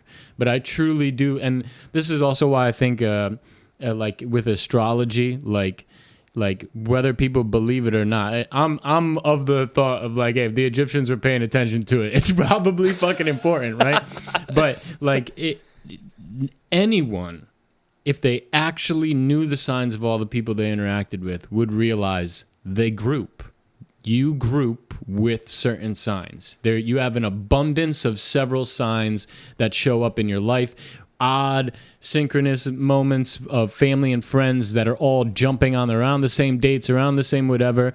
But it would only make sense that if you were to evolve and lifetimes and learn more and more, that you would be continuously placed with other lifetimes that were easier for you to interact and understand with. It would be the quickest way to evolve as a collective, you know, even though they're one-off with the people that you're dealing with, but as a collective to get them all to enlightenment quicker, it would make sense that you would get put with, you know, like I'm a Cancer, and for some reason I happen, like, you know, there's, when it comes to certain friends, like I have a lot of Virgo friends, I have a lot of, like, I like Taurus women they always show, but then it's like I get older and it's strikingly high numbers of them, to the point where it's like you could rely on it happening, right? Like I could find out something about someone, I start like, oh, I could tell you what your fucking sign is just based on the odds of what, like, my, you know, history has shown me that I ended up getting grouped towards with. Yes. You know, or you're gonna need to deal with someone else that maybe is a sign that you don't normally get along with. So a few of them get put in your life that hold like firm positions because maybe your daughter's going to be like that, or maybe your son's going to be like that. But I feel like it really is these lifetime learning jumps, almost like on the way to ultimate enlightenment or angel type of level. And at a certain point in time, you do bounce from here and you do go somewhere else. And I think after a while there, you start all over again. You know?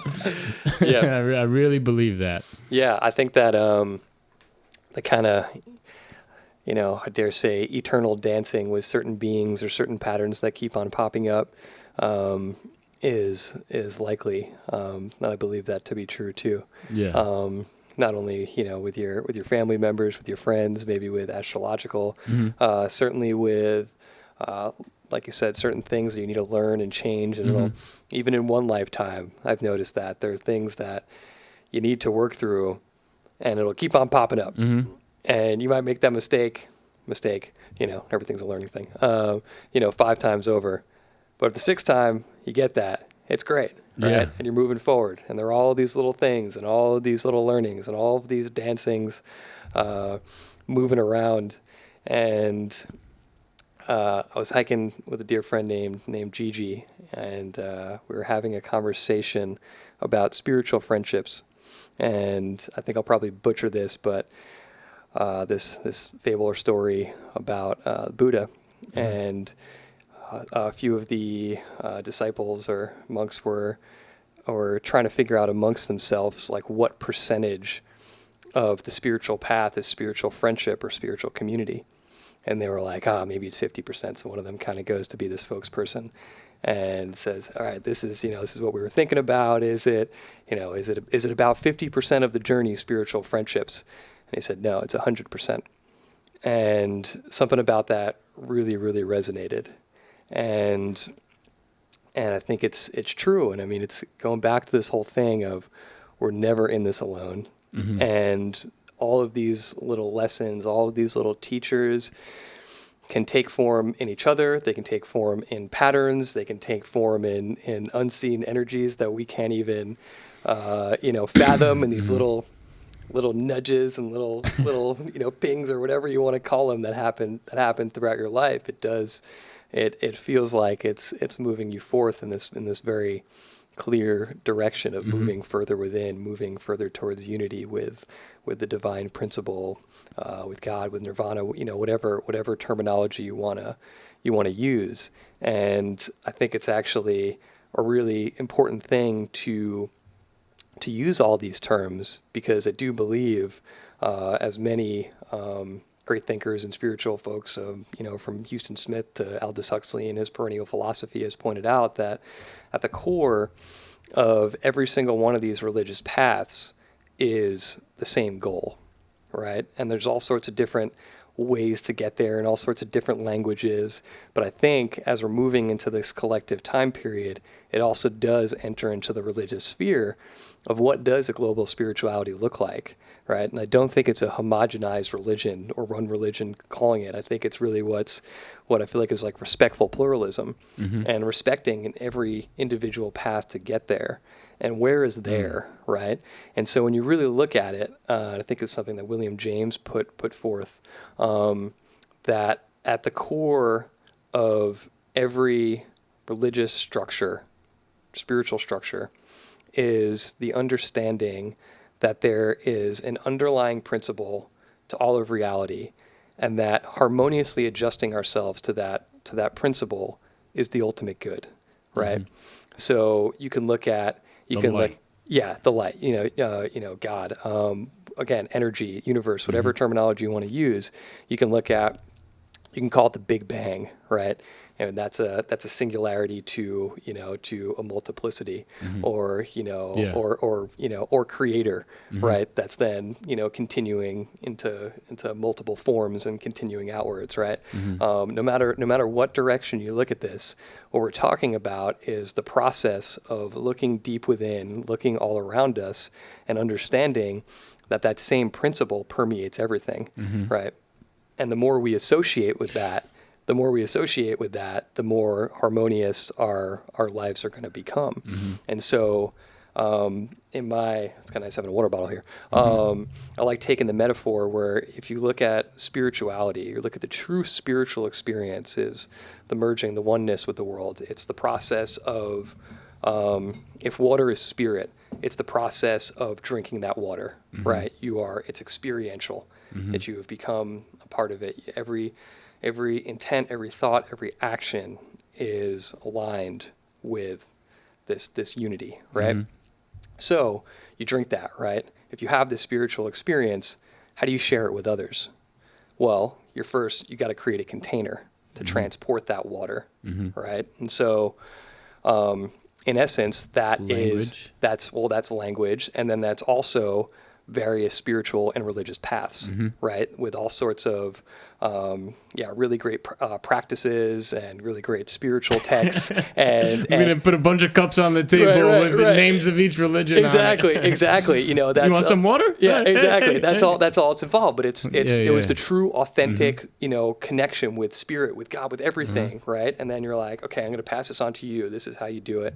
Whether it's through Buddhism or Judaism. It's the same principle. It's the same principle on the inside, right? And so sometimes what happens is we forget that it's about the water, and we mistake it for the container, right? And then we seal it off. Yeah. And then that's kind of like where dogma comes into play. Yeah. And you think the container, you're mistaking the container or the vessel for the water, right? Yeah. Dude, that's beautiful. But the nice thing is... maps. That's perfect. That's perfect. But the nice thing is, when you drink the water, you really have that spiritual experience. You have that ultimate mystical unifying experience. You don't mind the container. And not only that, you appreciate the beauty in every single container as authentic ways to pass on that experience, hopefully to one another. And so I think it's really important in this moment in time where we respect and appreciate every single pathway to get there. And that when you start getting closer to that point, that ultimate moment, really getting there, really aligning all of your thoughts, intentions, actions, everything with that moment and that divine intent, then that's the point that they're all getting to. And it looks very similar. It's almost, again, taking like this pyramid right here, and I think this is like, like classic, like Ram Dass will talk about, right? Like there are many different ways at the mountain, but the peak is the same. When you get closer, this landscape is going to look very, very, very similar here. And at the top, they're all going to look the same. Yeah. Or as Sri Ramakrishna, said, many rivers all flow into one ocean. Yep.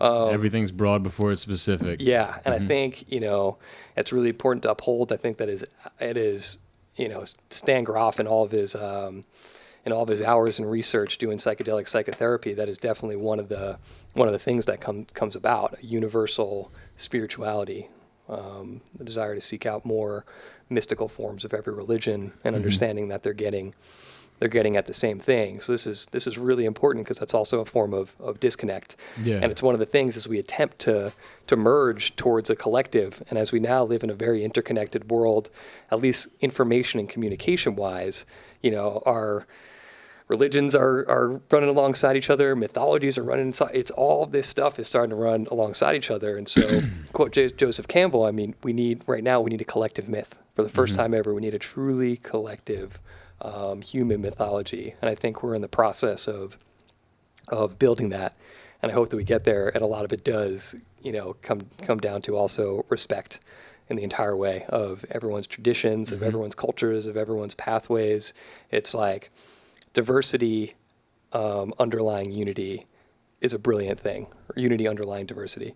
You know, when those things are working harmoniously together, to be able to appreciate everyone's culture, every religion's as an emanation of that experience of unity, I think we're going to be in a beautiful place. You know, yeah. The way that you just explained that with that metaphor, you could probably stop some wars going on in the world with that. That's great.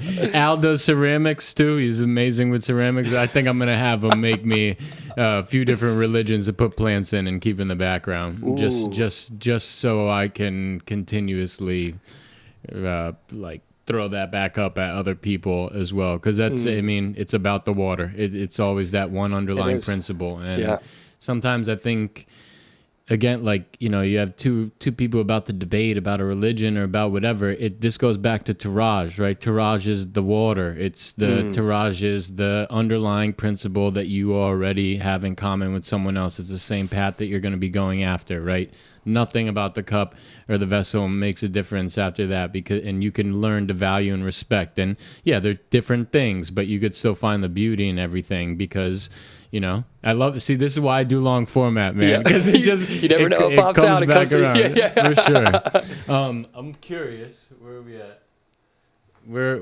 We did 3 hours 40 minutes. All right, I'd say that was a nice long form conversation. We touched on some things for sure. I feel like there's one thing I've realized too, because like I like to think of conversation as an art as well, is like something does happen between two heads. Absolutely. Right. And I've gotten better with it. I'm not the best yet, but I've often noticed whether or not someone's right in front of you, that there'll be things that you want to pin.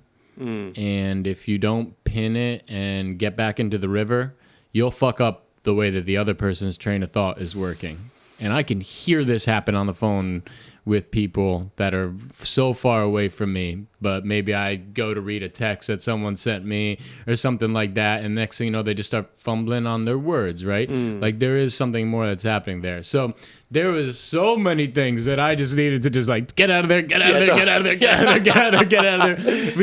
We could go absolutely all day. I mean, we didn't even really touch on Percy, ayahuasca in the jungle or anything like that. So I think that just means that we're gonna do this again. I think it's a good idea. For sure. We got to do it again. And I'm so excited for you and I to do it again, and then anyone I have on, because you really get to see the truth play out, right? Like in a year, if we did another one, what kind of moves happen, right? Is this just a couple guys saying synchronicity bullshit, or is it they come back in a year and it's like, okay, here's like 80 more stories that are clearly making everything happen? And hopefully there's been a lot of collective movement too, and we can get back to, all right, there's more hope here, and you know. And I want to thank you a lot too, because like I've always been having this calling to like, how can I serve other people as well? But I know one of the first things I'm going to do in Hawaii is jump on that a little bit harder, and then also see what role, if any, even if it's just having other people involved in the movement, that I can make sure to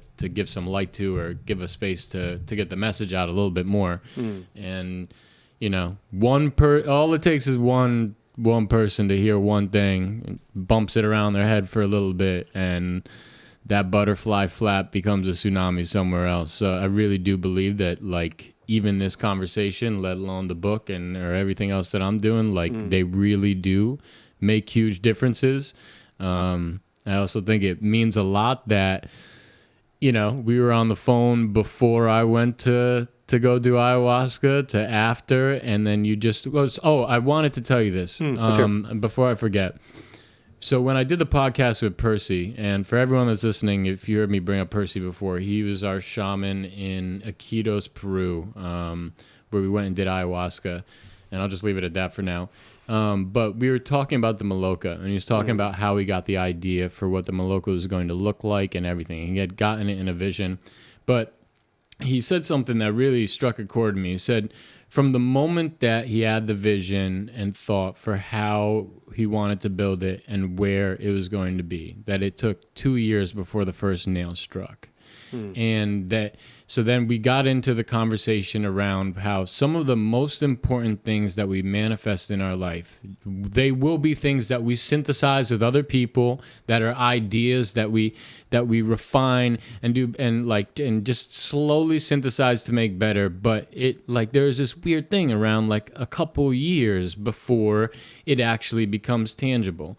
And I wanted to bring it up to you because you share the experience with Percy, but also for everyone that might be about to make a jump. Okay, things don't happen overnight. All right, everyone's used to this now, next day, 24-hour news cycle, etc. Okay, yes, yep. It's working for some time. You got to put in some work, and it will pay off. You will get a return on your investment. But even something as simple as your idea becoming a reality, the best things tend to take a lot of work and a decent amount of time. Yeah. So not to be discouraged by that. I'm really happy you said that, because the book. You blew me away with this, because what were you doing? How many hours a day for how many years? 6? Yeah, it was 6 years from the beginning. That started at the ceremony with Percy. It was about 6 years and a month from calling dream idea to completion, if you will. Yep. And so tons of hours, tons of weekends. And, there was the first manuscript, and then there was 9 months editing it and sitting for 4 hours every single day and not taking breaks on weekends. Man. And, first it was a weekend thing. Then it was oh man, I need to work less so that I could spend, 4 or 5 hours on this every day. And, but the nice thing is, if it's really enjoyable or you're really passionate about it, that's always the thing that's holding on in the midst of all that work. That's that drive that just never, ever ends. And it was, I didn't even, like you were talking about, I always thought about, if one person reads this, that's incredible. Yeah. Even if I just wrote it, I was just happy to write it. It was never, there's the whole thing in the Bhagavad Gita about not being attached to the fruits of your actions. And I really feel that's true, because when you really concentrate on the task at hand, you don't have expectations, you don't get upset of anything, and magic starts happening, right? Yeah. And so, it was about 6 years of really cranking through the work, and there were ups and downs, and I had that first publisher who said they weren't going to do it anymore. There's about a 4-month gap between, my now publisher, Park Street Press, picked it up. And it was one of those classic everything happens for a reason and astounding moments, because, Stephen Buhner, who I mentioned in quoting there, has a lot of his books published by them. So I was like, holy crap, now I'm in the same house with my favorite living author. That is totally insane. That is insane. Amazing. And again, it wasn't a writer. Yeah. And so, there are all these ups and downs, but if you maintain that that passion underneath it, and the faith, and really that you really want to go for it, because it does. It feels you'll get the luck. You'll get it. The luck will absolutely come. And I like the timing thing. So I've spoken about this with a few people, and I always feel like it's almost like a fruit tree, where from, you plant a fruit tree, particularly apples, it's about 3 to 5 years until you're going to get some fruit. And I feel like it's healthy I've return noticed, on investment. It really 5 is. to 7, yeah, really. Exactly. I've really noticed it's that's about when, 3, 5, 6 years, it's about when things start clicking again, from dream to idea to starting to work on it, until there's some sort of response, some sort of this immense improbable luck that just pops into existence. But I'm really happy that you said that, because sometimes you can think it just pops into existence like that. But I also think the challenge and the work is also part of the fun, because then it's that more triumphant and that more exciting when that thing comes in, whatever that is. That response, that piece of luck, that piece of improbable synchronicity is mind-blowing, and it makes all of it worth it, So, for sure. Yeah. For sure. That's a great point. And I think it's just important to say, because here we are after this conversation about the world and the state of the world and ways that we could fix it, and more people need to take the jump, and the jump is scary.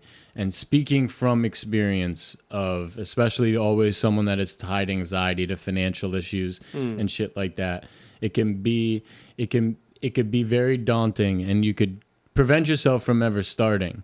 But there is something very liberating about knowing that it's going to take that long, because again, it calms the anxiety on your day-to-day and allows you to focus on what it is you actually want to do. And I think there needs to be a little seed tossed in for learning how to adjust your expectations, because it doesn't mean that you can't make your dreams come true. It just means that if you start working on your dreams, in a couple years, you might change exactly what that dream looks like. And you should adjust it a little bit. You know, you can't start a goal that takes 5 to 7 years for a healthy return on investment and start and say, I know exactly what I want it to be like right now. And if I don't get that, I'm going to be pissed. A lot of things are going to change.